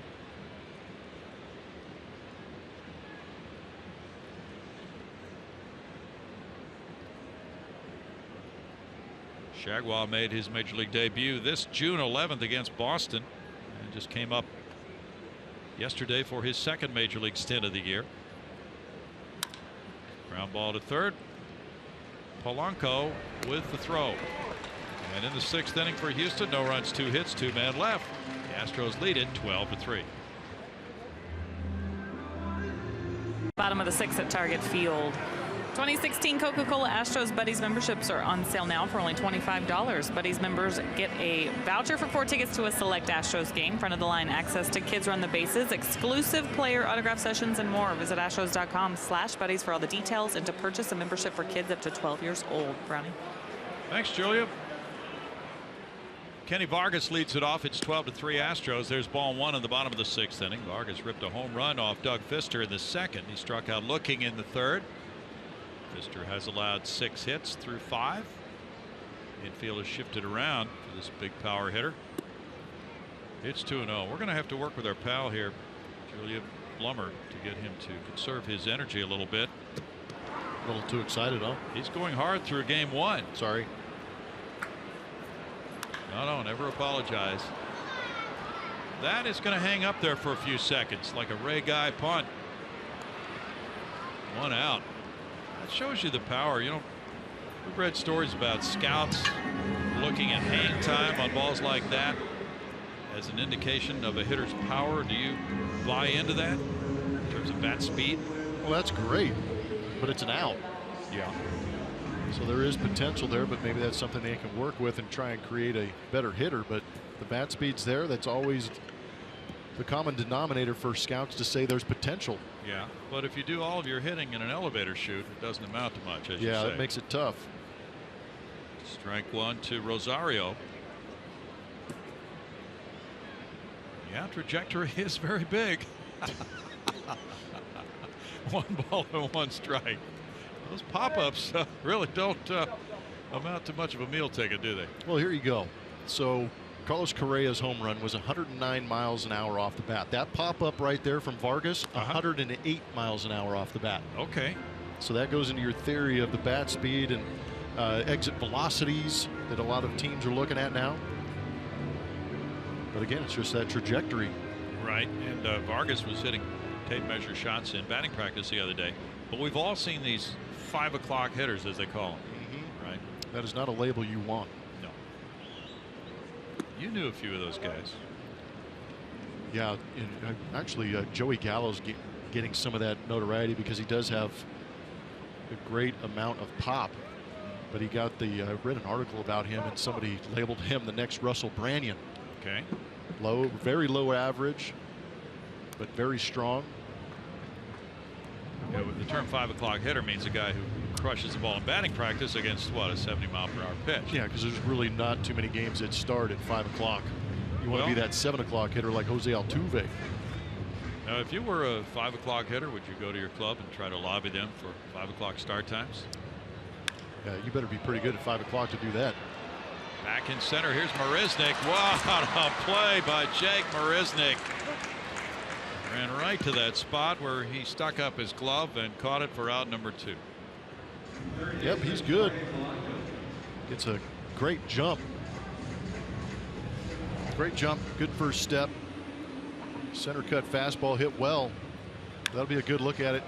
What I love about Jake is no matter where the ball is hit, right to his right or to his left, if it's over his head, if it's in front of him, he always takes that first step at like a 45-degree angle in the direction of the baseball. He does. It's incredible. Now Polanco looks at strike one. I asked him about that a few days ago. Where'd you get that training for going after fly balls? Your shoulders always are turned the right way. He said probably if you're playing safety in football. Fly ball out to right field. Here comes Springer for it. And that's a quick 6th inning. Doug Fister and the Astros have a 12-3 lead over the Twins.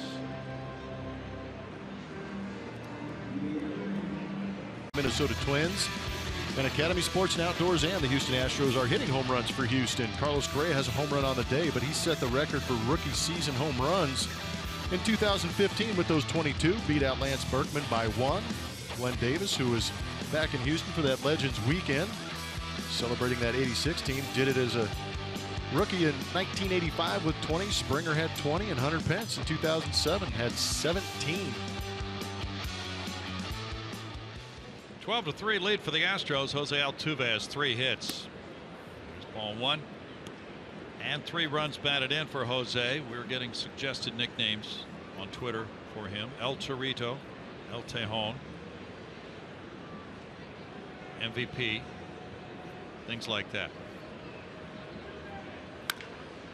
Hit number 4 of the day. Son of a gun, this guy, man. This is unbelievable. 7 hits away from 1,000. What is that? Oh my goodness, are you kidding me? He had a day off and now he's got 7 hits or something. Yeah. I mean, oh. Well, you bring up a good point. He was 4 for 4 Tuesday night, and he's now 4 for 5, so he's 9 for his last 10. And Carlos Correa is the batter. He ripped a long home run, a 3-run, or we have a pinch hitter now, Tony Kemp, for Correa. So that's a good idea here in a 12-3 game to get these guys who figure to be starting in game 2 out of the lineup right now. And Kemp is filling in. Kemp fouls it away. No balls, 2 strikes. Tony's been in the lineup. He started last night and the night before. He went 1 for 4 in the Tuesday game. And then Monday he was a starter and went 0 for 3 with a walk, scored a run, came off the bench Sunday, got 3 hits. And he's getting his opportunity now, and that's a strikeout looking.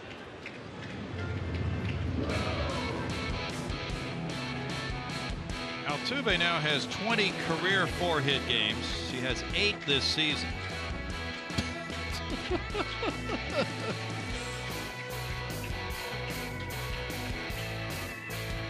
What next?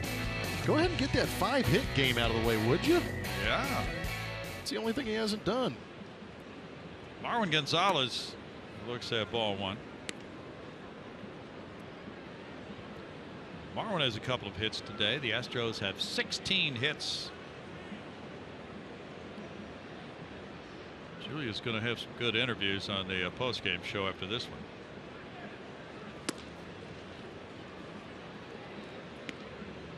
Two balls, no strikes. I wonder if we'll have anything to talk about in the pregame for the second game. Yeah, we might be able to find something. Just sit back and play Jose Altuve highlights. Yeah. That could take a while. Well, the Astros high for runs in a game this year, 16 against the Twins at Minute Maid, May 4th.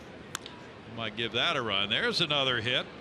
That's number 3 for Gonzalez in this game. Altuve at his second base.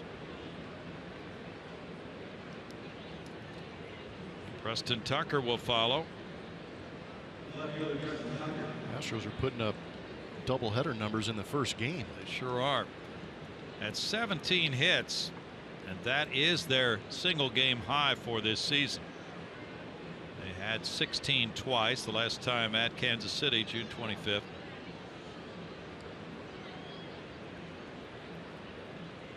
Tucker 0 for 3 with a walk. That's ball 1 to him. I had a question earlier about what's the major league record for most hits in one day. Well, we said earlier it was 9 in a doubleheader. Brandon Crawford got 7 in one game. He sure did. Granted, it was extra innings, but still 7 hits. Yeah.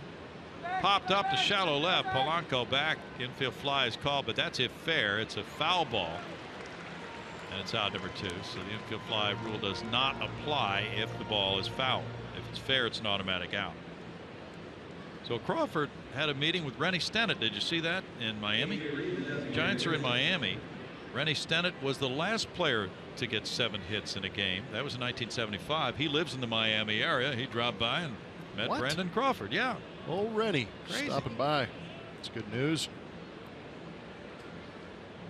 A.J. Reed has joined the 17-hit attack. He has 2 singles and a walk. Has scored 2 runs. Rennie was with the Pirates at the time. Dozier to his right. Takes the 3rd out at first. No runs, 2 hits, 2 men left. Middle of the 7th inning, 12 to 3 Astros. Authority of Houston Astros LLC and may not be reproduced or retransmitted in any form. And the accounts and descriptions of this game may not be disseminated without the express written consent of Houston Astros LLC. It's 12 to 3, and A.J. Hinch has made some changes. And we'll check those as we go along through the bottom of the 7th inning here with the big Astros 12 to 3 lead. We go to the bottom of the 7th, and Escobar's the batter. He's 1 for 2. Line drive, center field. Alex Bregman tried to flag it down. He has moved from third base to play shortstop now. Carlos Correa left for the pinch hitter Tony Kemp. There's Tyler White now playing first base. Marwin Gonzalez has moved across the diamond to play third, with Correa coming out of the game. And Tony Kemp in left field now. Preston Tucker is in right, getting George Springer a few innings off. An indication we'll see him in game 2 tonight. Juan Santano is 1 for 2. There's ball 1. I think it's an important opportunity A.J. is taking here to get George off his feet for just a few innings. It may not sound like a whole lot, but potentially 9 more innings, or who knows, even more coming up tonight. There's Bregman tossing, and Altuve, the middleman, on a 6-4-3 double play. It's the first we've seen of Bregman at short with the Astros since he was promoted from AAA Fresno, but that's his natural position.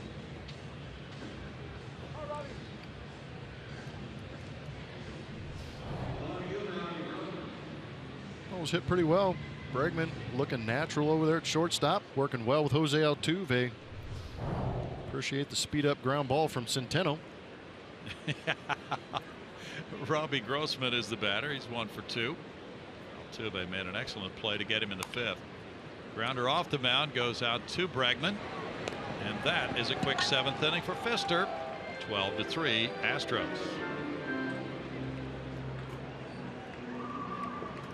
Of a day-night doubleheader, take their 9-run lead to the 8th inning against the Minnesota Twins. Jake Marisnick in the box. He's hitless today, but has scored a run. Marisnick looks at ball 1, down and in. Jason Castro's on deck. And the leadoff spot will come up third. That's now occupied by Tyler White, the first baseman. It's 2 balls, no strikes. Tony Kemp is in the cleanup spot now.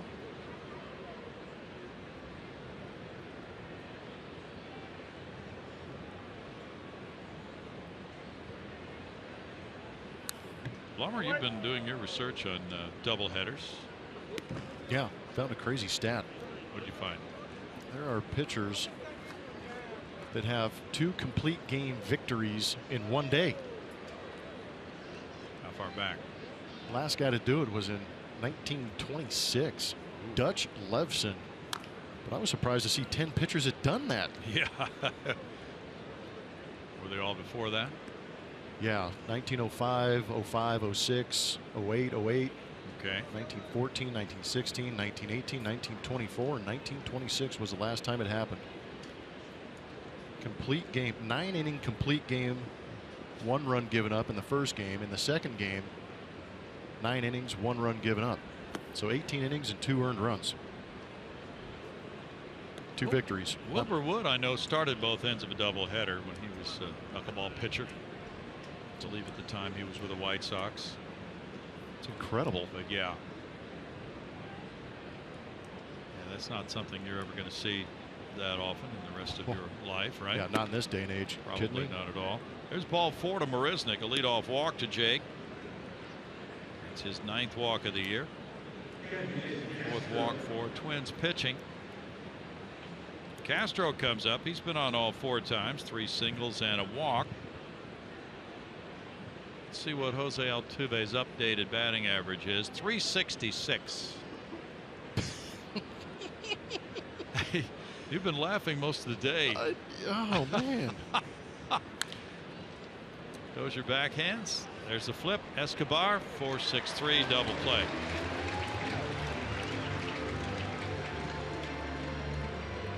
.366. Yeah, I mean, I'm not laughing. I just in awe, literally, of what he's doing. The quickest Astro in history to reach the 1,000 hit mark was Cesar Cedeno. It took him 889 games to get his 1,000th hit in the big leagues. Altuve is playing his 781st game. So if he gets a few more hits, he's going to reach 1,000 hits about 100 games earlier than Cedeno did. Somewhere in that area. 100? 100 games earlier. Oh man. Yeah. Gotta get a new media guide because of that guy. Tyler White. Yeah, he is rewriting some things, isn't he? 2-0 to Tyler. First time up today. 207, 7 homers, 22 runs batted in, 193 at bats. Well, most hits by one player in a doubleheader is 9. 9 times. You talked about that already. There's a liner to left. Grossman with the grab. Well, Altuve is 2 to bat again in the 9th inning of this game. 12-3 Astros. By Southwest Airlines. Transparency, low fares, nothing to hide. By Whataburger. Get your day started at Whataburger with a jalapeno cheddar biscuit. And by Lexus, the new 2016 Lexus ES and ES Hybrid. It's next level luxury. The Twin Cities in Minnesota. It's 12-3. The Astros lead it. Game 1 of a day-night doubleheader. Doug Fister goes to the bottom of the 8th inning, working to Brian Dozier, and that's ball 1 to Dozier. Dozier's 0 for 2 with a walk. Fister going deep into this one, really saving the bullpen for the night game. 2-0. He still hasn't reached 100 pitches yet. 94 so far for Doug. Gets a swing, and it's 2-1. Fister's walked 1 and fanned 5 in his 7 innings, giving up 7 hits and 3 runs.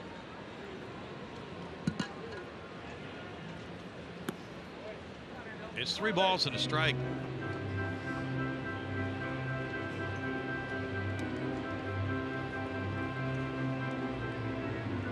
Chris Davinsky will be the starter in game 2.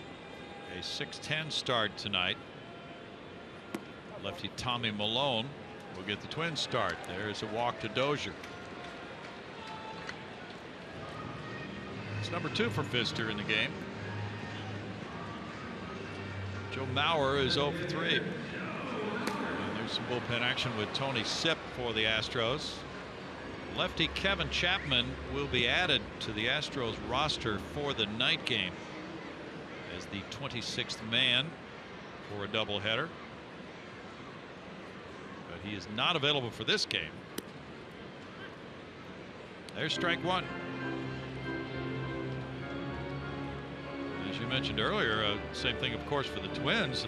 They did not have their 26th man available for this game, and it might have really worked out in their favor to be able to use them as the game evolved, but those are the rules.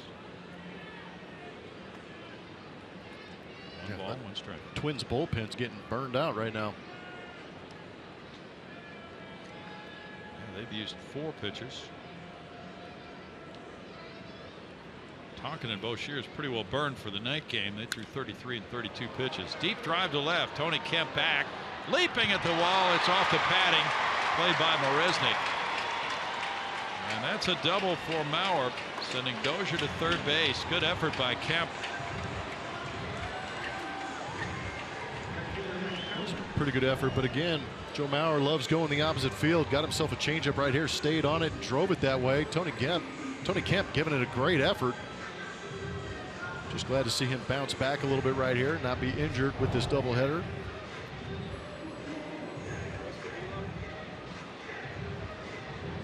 Pfister is going to leave this ball game. The infielders meet, and Tony Kemp did give it a good effort. Now Tony Sipp is coming in for the bullpen with a score 12-3 back at home. A lot of offense. Starting pitcher who goes deep into the game, and he's able to use his bullpen advantageously to save the guys he really wants in case it's a tight game in game 2 of the doubleheader tonight. Blummer.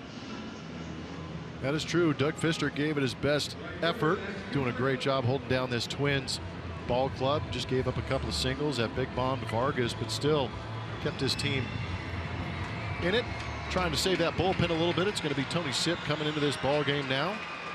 Left-handers getting roughed up a little bit. That whip well over 1.5, but just looking to survive and get out of this game as quickly as possible. Max Kepler, the batter, runners at second and third with nobody out. Kepler puts one in the air toward the right field line.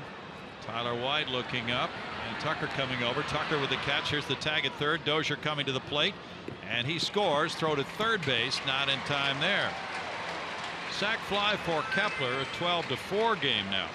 Kepler gets his 3rd RBI of the day, 52nd of the year.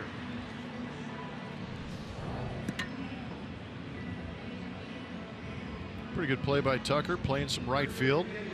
Might have a chance to play out there in that second game today. But again, just get the outs. Yeah, you might see Springer DHing tonight. Not sure about that. Now Vargas, having the advantage of being a switch hitter, just moves around to the other side of the plate. He hit a home run in the second inning batting left against Pfister. He's 1 for 3. Ball 1 to Vargas. As a right-handed hitter, he's 8 for 16 with 2 homers.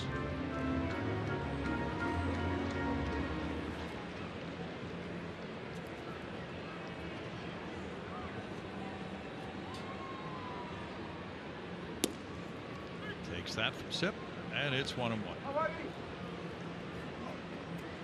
Pfister in 7 innings so far, allowing 8 hits and 4 runs. Walked 2 and fanned 5 through 101 pitches, 59 for strikes.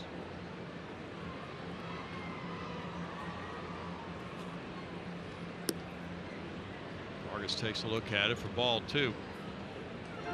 Luke Gregerson is about to come off the disabled list, and that could happen when the Astros get to Toronto as early as tomorrow. We'll have to wait and see what develops on it.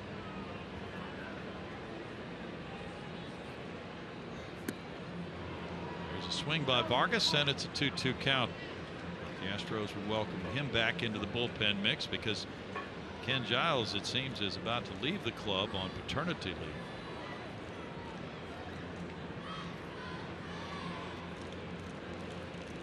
Just score 12 runs a game. You don't have to worry about those things.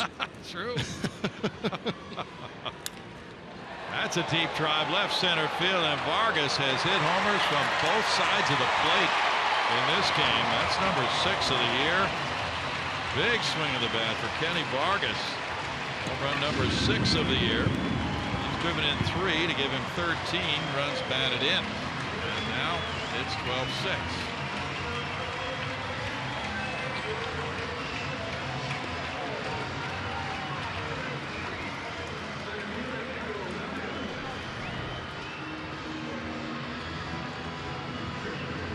Slider down, right back into the barrel of Vargas.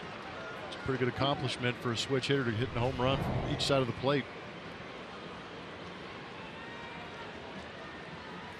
Eddie Rosario is 0 for 3. Yeah, it really is. As you well know, because you were a switch hitter, a lot of guys are just so much more powerful from one side of the plate. That's interesting. You're not sure how many guys are natural right-handed hitters and opted for that left-handed side to create more opportunities, but as a switch hitter, when you do that, it's a pretty special moment. How many times did you do it? You know what? I want to say 3 times, 2 or 3 times. My claim to fame was being able to do it in one time in each league. Nice. Yeah, that was kind of cool. 3-0. Closing the book on Pfister, 7 innings, 8 hits, 4 runs. We're going to have to check that. I think it's 5 runs. That is a strike, and it's 3-1. Yeah, 7 innings, 8 hits, 5 runs, 2 walks, 5 strikeouts, 101 pitches, 59 were strikes. And he's in line for win number 11 of the year. 3 players moving in that direction. Alex Bregman shading his lot, and now he's going to let it go for Kemp behind him. And that's a good idea.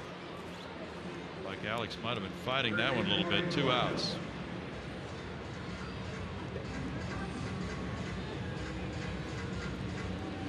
The switch hitter Polanco comes to the plate. He's 1 for 3 in this game. Win number 59. Looking very good for the Astros right here with a 6-run lead. 2 outs in the 8th inning. They would be 4 games above 500 if they nail this one down. 1-1. Seattle has won 60 games and lost 53.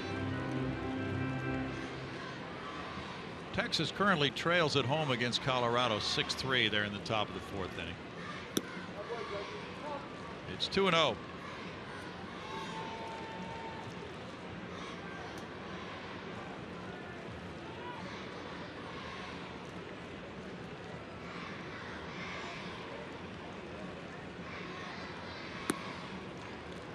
It's 3 balls, no strikes. Altuve is due up second in the 9th inning. George Springer was the last Astro to get 5 hits in the game, June 10th, 2015. 3 balls and a strike.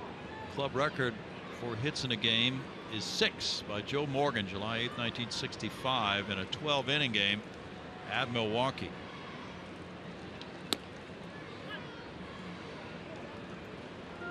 Three balls, 2 strikes.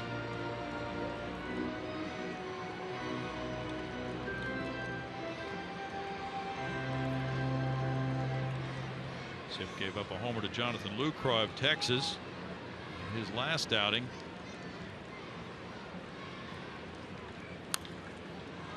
All the way, and it's still a full count. That's 9 home runs allowed by Sip in 30 and 3rd innings.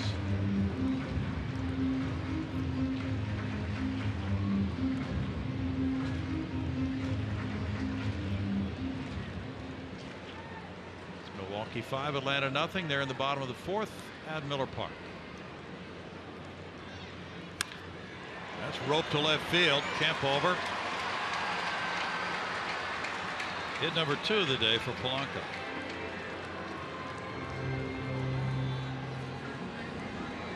And Escobar will be next. Escobar is 2 for 3. Now Brent Strom's coming out.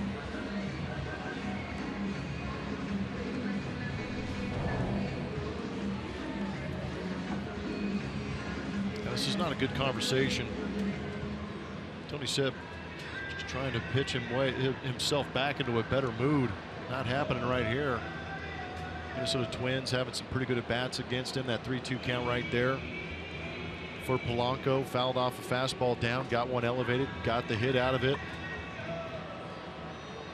Just trying to to find a way to get Tony Sipp back in that groove we saw last year.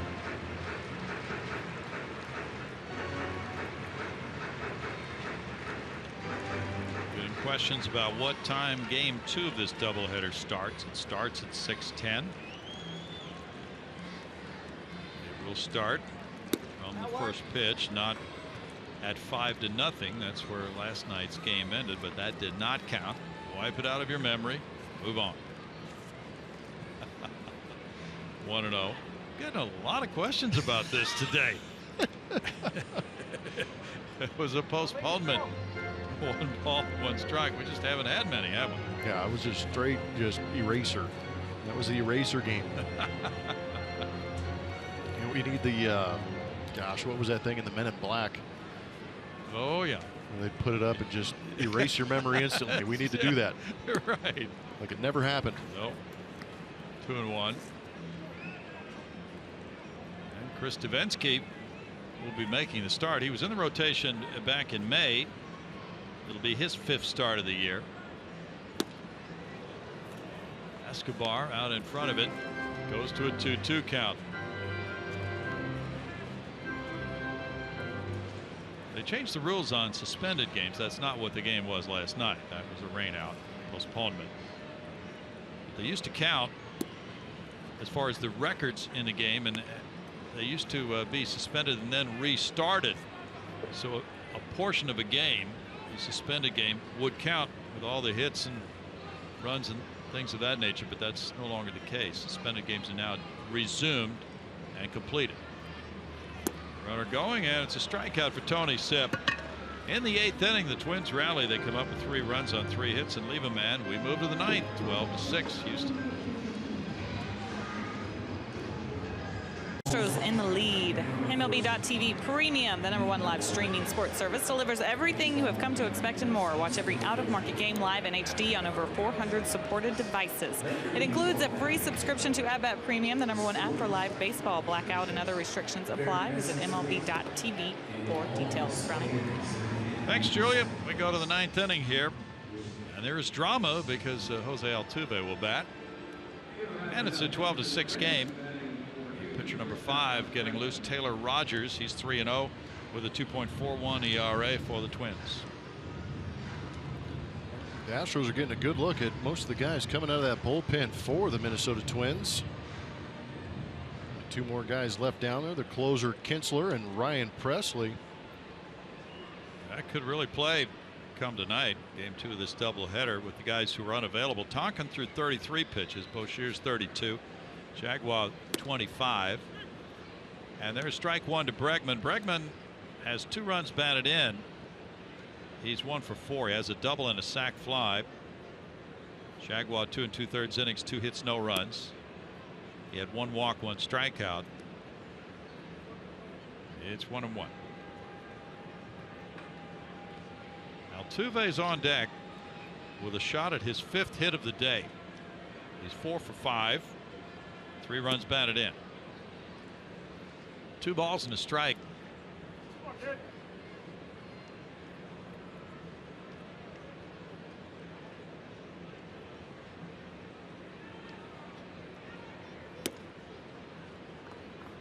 Now 3-1 to Bregman. Altuve began the day with a .380 batting average against lefties.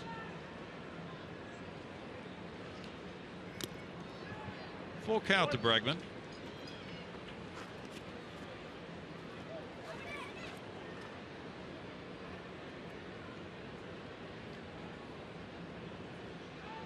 (12-17-0) for Houston. 6-10-1 for Minnesota.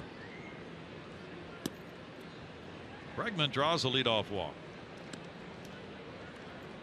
That's the 5th walk for Twins pitching. Each of their pitchers has walked 1. Got that out of the way. Now Altuve. Oh, this is fun today. Watching him go 4 for 5, drive in 3 runs, score 2 runs. Up to .366 for the season.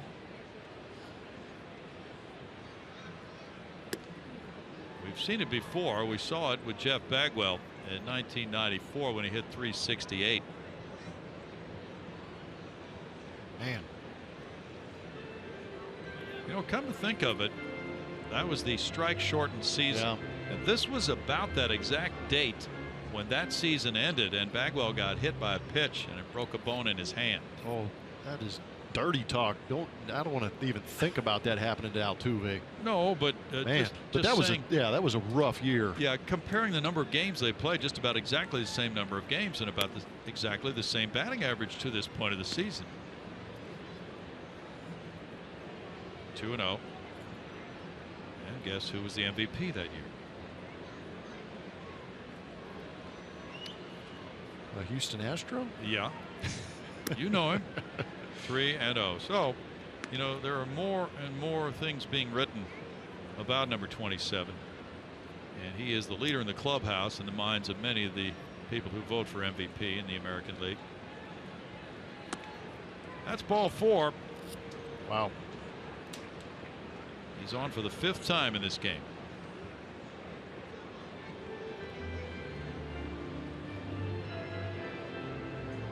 Rogers really comes out of the gate struggling to throw strikes, faces Tony Kemp now. Kemp struck out looking in the 7th inning. Rogers, 25 years old, was born in Littleton, Colorado, went to the University of Kentucky, an 11th round pick of the Twins in 2012. He pitched a hitless inning in the Twins' 3-1 win Monday night. That's a strike. Got a double play ball when he faced Carlos Gomez.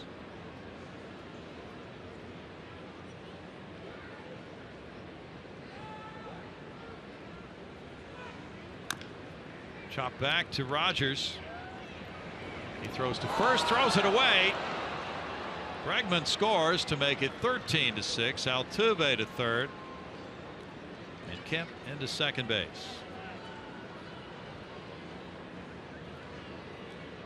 It's one way to keep earned runs off your ERA. Yes, it is. Just go ahead and yard sale a ground ball to yourself.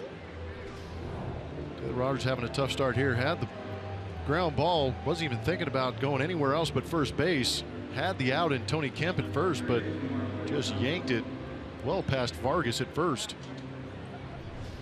Second error of the day for the Twins. Now the infielders come in. Marwin Gonzalez, the batter. He's 3 for 5. Preston Tucker's on deck. 7-run lead for the Astros. And it's ball 1. This is where it gets tough for Paul Molitor. Not wanting to use another pitcher. Yeah. It's so true.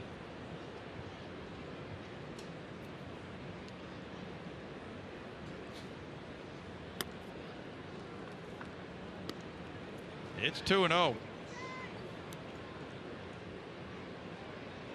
Tommy Malone is coming out of the bullpen to start the night game of this day-night doubleheader.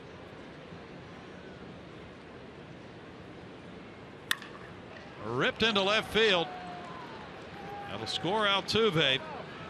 And Kemp to the plate. He beats the throw as well. 2-run single by Marwin Gonzalez. The Astros lead grows to 15-6. Ash and I talk about it all the time. Hitters being greedy in some of these games. Right here, you get a good look at a greedy swing from Marwin Gonzalez on a center cut fastball. We might be seeing a position player come out and fire the ball in here. Yeah, Molitor's out talking with the home plate umpire Mark Wegner right now. We'll see if that happens. Looks like that might in fact be the plan. Like one of the infielders might be wanting, let's see if he, I think Dozier's pitched in a game this year, hadn't he? Yeah, he might be the guy.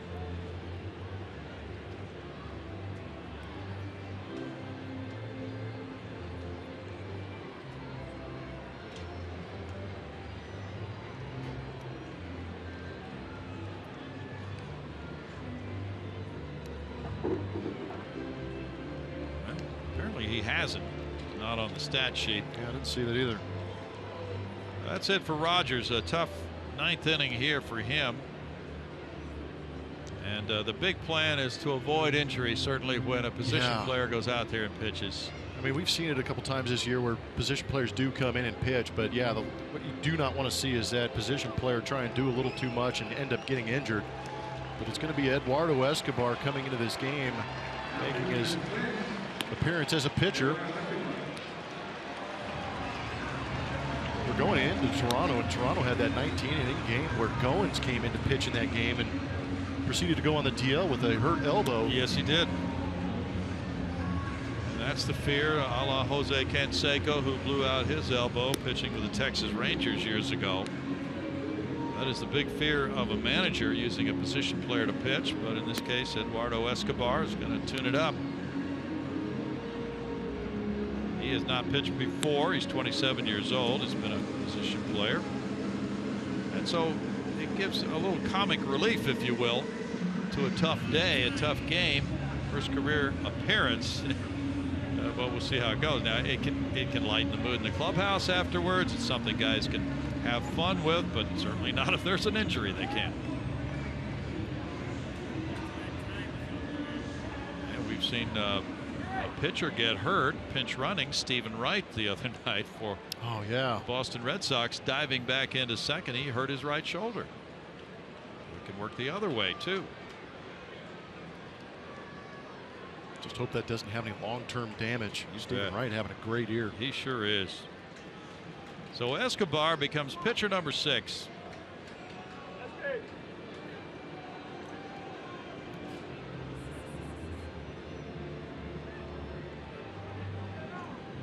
Looks like Trevor Plouffe is in the game now at third base. Polanco moving over to shortstop, waiting for the shot clock to be fixed or something like that.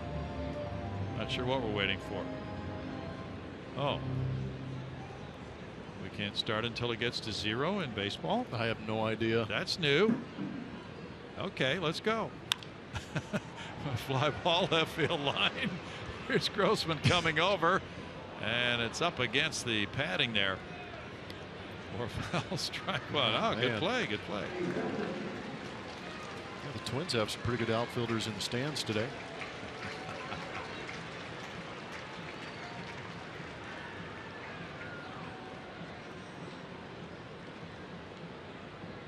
Got a question, and it's a very good question because I immediately thought it when the position player comes in. Position players hate facing position players in a real game. Yeah. Unless you do that.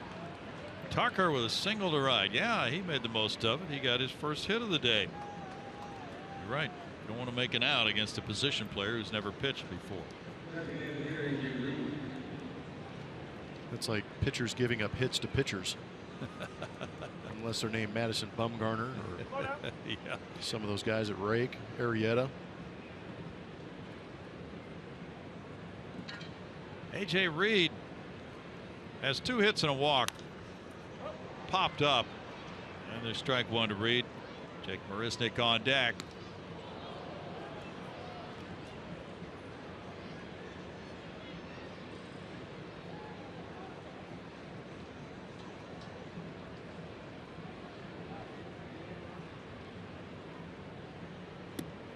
Reed takes it, and there's a ball for a 1-1 count. Tell you what, the Astros are probably continuing to lobby to have this not be a split doubleheader. Just go ahead and run right into that second game the way they're swinging it. Yes. Up and in a ball. 2 balls and a strike. Yeah, with Escobar coming in from shortstop. Polanco moved to short. Plouffe is at third. Foul back, and it's 2-2.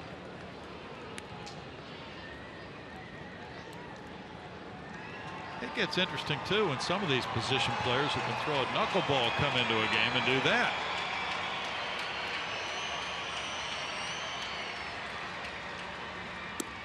I'm trying to think about different guys who have pitched for the Astros. Didn't Mark Loretta pitch in a game one time? Can't remember for sure. Yeah, I can't remember either.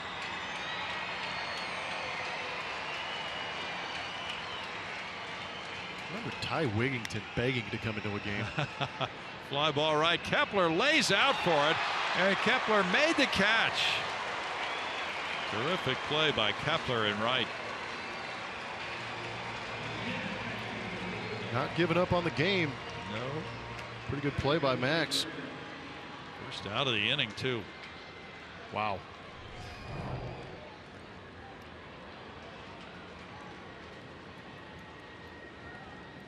Not easy to charge in and make that play after standing around for a good 3 hours watching the other team just abuse your pitchers. It is not. Now Marisnik, he is not in the hit column in this game. Inside ball one. Everybody else in the starting lineup has at least a hit except Jake. He's 0 for 4 with a walk, has scored a run.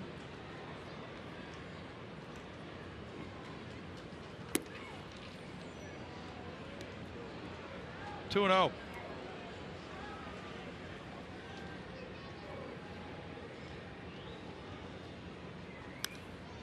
He fouls it back for a 2-1 count. The 19 hits is the Astros high in a game this season.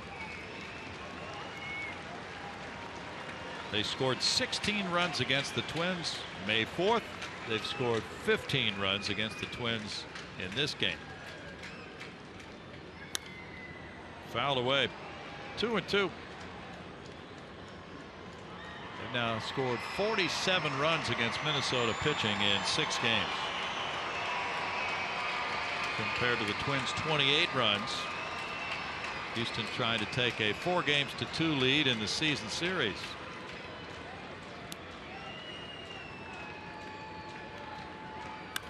Marisnik floats one out to first base, and it's caught by Vargas.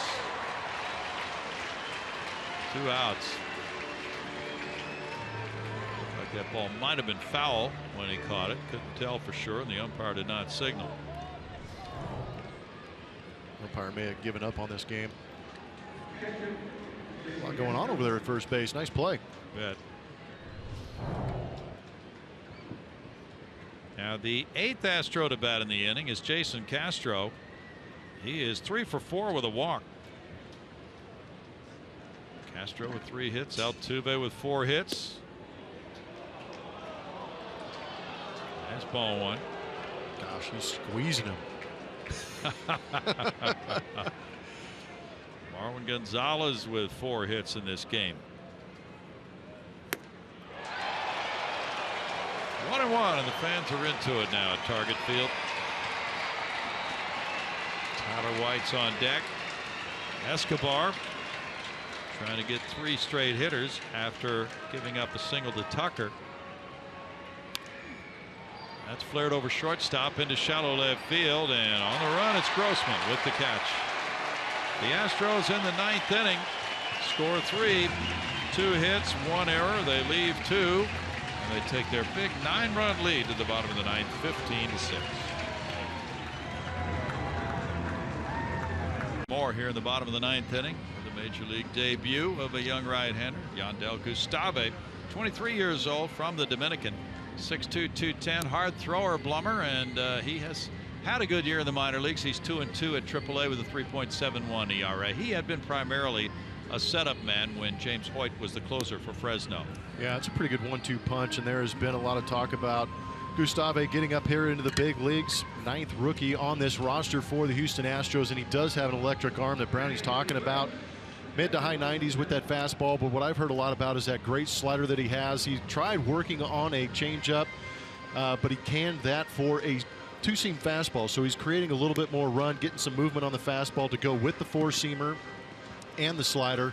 And more often than not, when you're one of those setup guys or a potential closer, you'll really only need 2 pitches because you're not going to see that lineup more than 1 time. So he's got great stuff. I'm anxious to see it. Sometimes the issue might be a little bit of control, so there should be a little bit of excitement for Gustave coming into this ball game right now. The Astros signed him May 25th, 2010. He was 17 years old in the Dominican. First major league pitch comes to Juan Centeno, and it is ball 1. Centeno's 1 for 3. Perfect situation for Gustave to make his major league debut.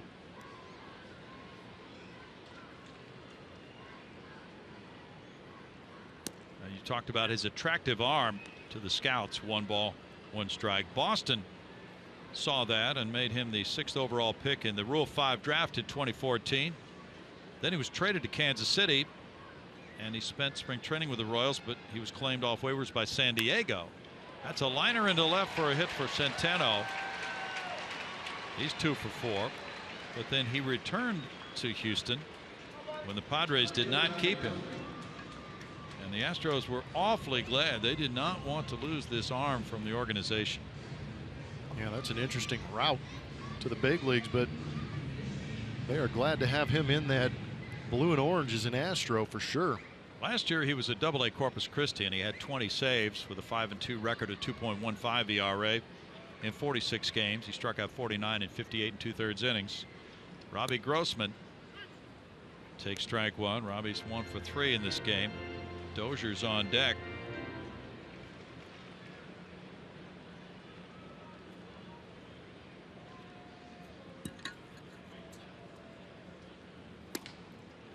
That one popped the mitt. It's 1-1. Now Gustave was placed on the Astros 40-man roster last November 20th. They did not want to lose him again in the Rule 5 draft, so by placing him on the 40-man roster, that prevented that from happening. 2 balls and a strike. We get questions about that all the time. What is the Rule 5 draft? It involves players who are not on the 40-man, and only 40 can be protected from that Rule 5 among certain eligible players who have been in the professional ranks for 5 or 6 years, depending on when they signed. But the downside of accumulating a lot of prospects is that only 40 people can be on that roster at a time, so some may be lost through the Rule 5 draft to other organizations. Fly ball goes toward the left field line. Here's Kemp giving chase. Marwin Gonzalez watches him. He's down on a knee making that catch with the sun a problem. 1 down. Handle that one well. I'll tell you what, this series fly balls have not been easy. A couple of missed plays, and Jake Marisnick picking up Altuve the other day, and now Tony Kemp fighting the sun. That's 1 down. Gustave faces Dozier now. Dozier's 0 for 2 with a pair of walks. Now, sometimes organizations look at the players that they want on that 40-man about this time of the year, and the ones that they stand to lose through the Rule 5 pick, and they are more free with trading prospects because they cannot protect all the good ones. Strike 1 to Dozier.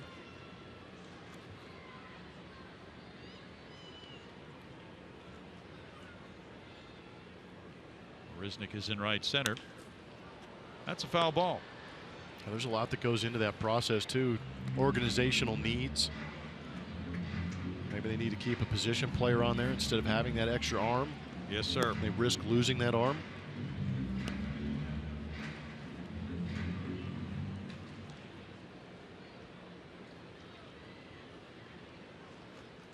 Pre-game show time for Game 2 is 5:30 tonight.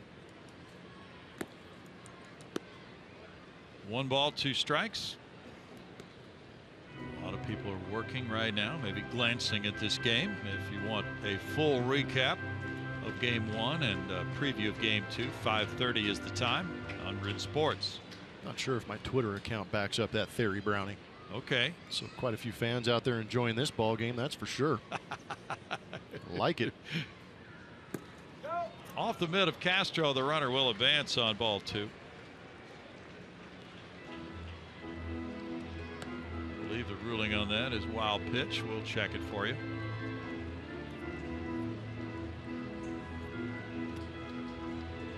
Butterflies are probably bouncing around inside his stomach right now. Yeah, some people at home probably sitting there going, wow, he's got a big lead, nothing to worry about, just go out there and throw strikes. This is the big leagues, and this is an opportunity this kid's been waiting for his entire life.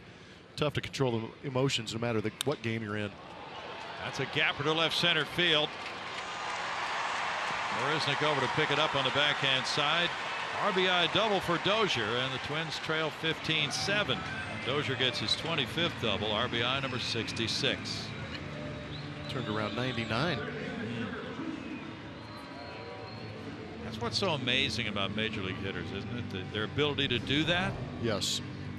It is not easy to do. You've got to decide very quickly whether or not you're going to swing, and then you have to have the athletic ability and the eye-hand coordination to barrel it up like Dozier just did.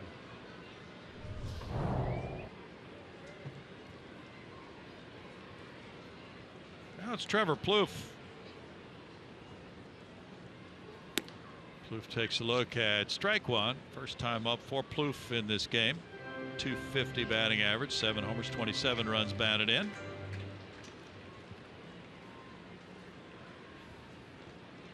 He just came off the disabled list prior to this series. A swing there, and he's been one of the key guys in this organization, a first-round draft choice. Now there seems to be question about how to use some of the infielders here. Plouffe has a pretty good salary right now. Do they keep him? Do they deal him? Move somebody else over to play third? No balls, 2 strikes to Plouffe. The Twins have typically been a lower budget operation, but they did open up the purse strings for those free agent pitchers we talked about last night. Guys like Irvin Santana and Phil Hughes, Ricky Nolasco. Outside to Plouffe. 1-2. Plouffe was a first-round pick, and many years ago, as a matter of fact. He's been in their organization for a while. He's 30 now.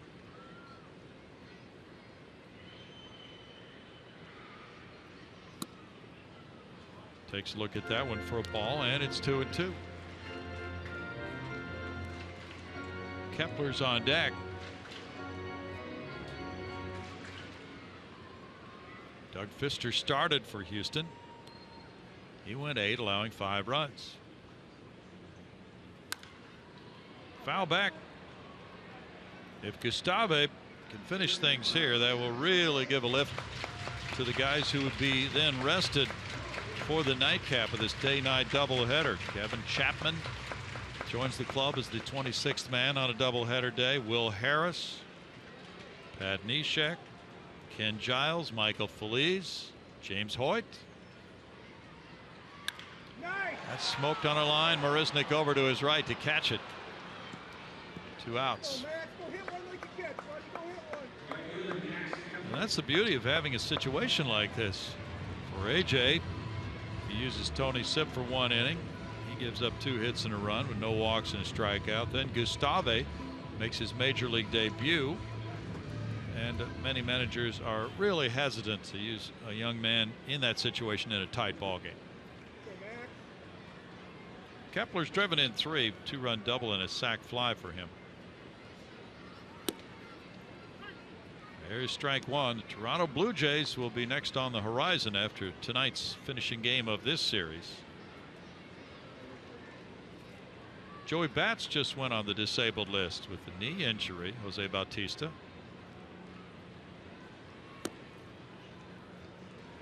It's 1 ball and 1 strike. And Toronto was rough on Houston, winning 3 of 4 at Minute Maid Park. The Astros will get a chance for a payback series at Rogers Center starting tomorrow night. Upstairs for a 2-ball 1 strike count now for Gustave.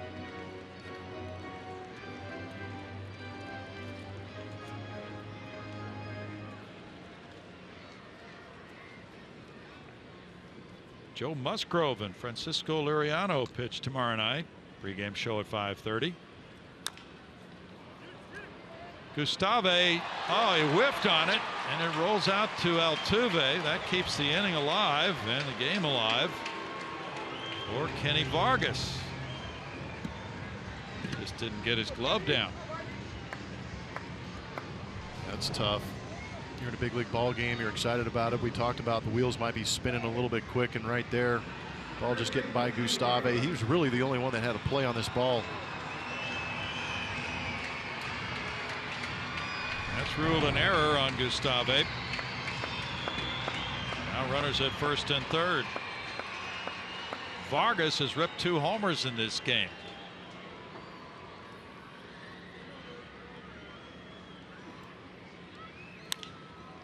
Altuve to his left. On to Tyler White, and the Astros win game 1 of this day-night doubleheader with a ton of offense. 19 hits, their best hit output of the season. 15 runs. Doug Fister goes to 11-7, beating Berrios, who is 2-3. Final score 15-7. The Astros beat the Twins.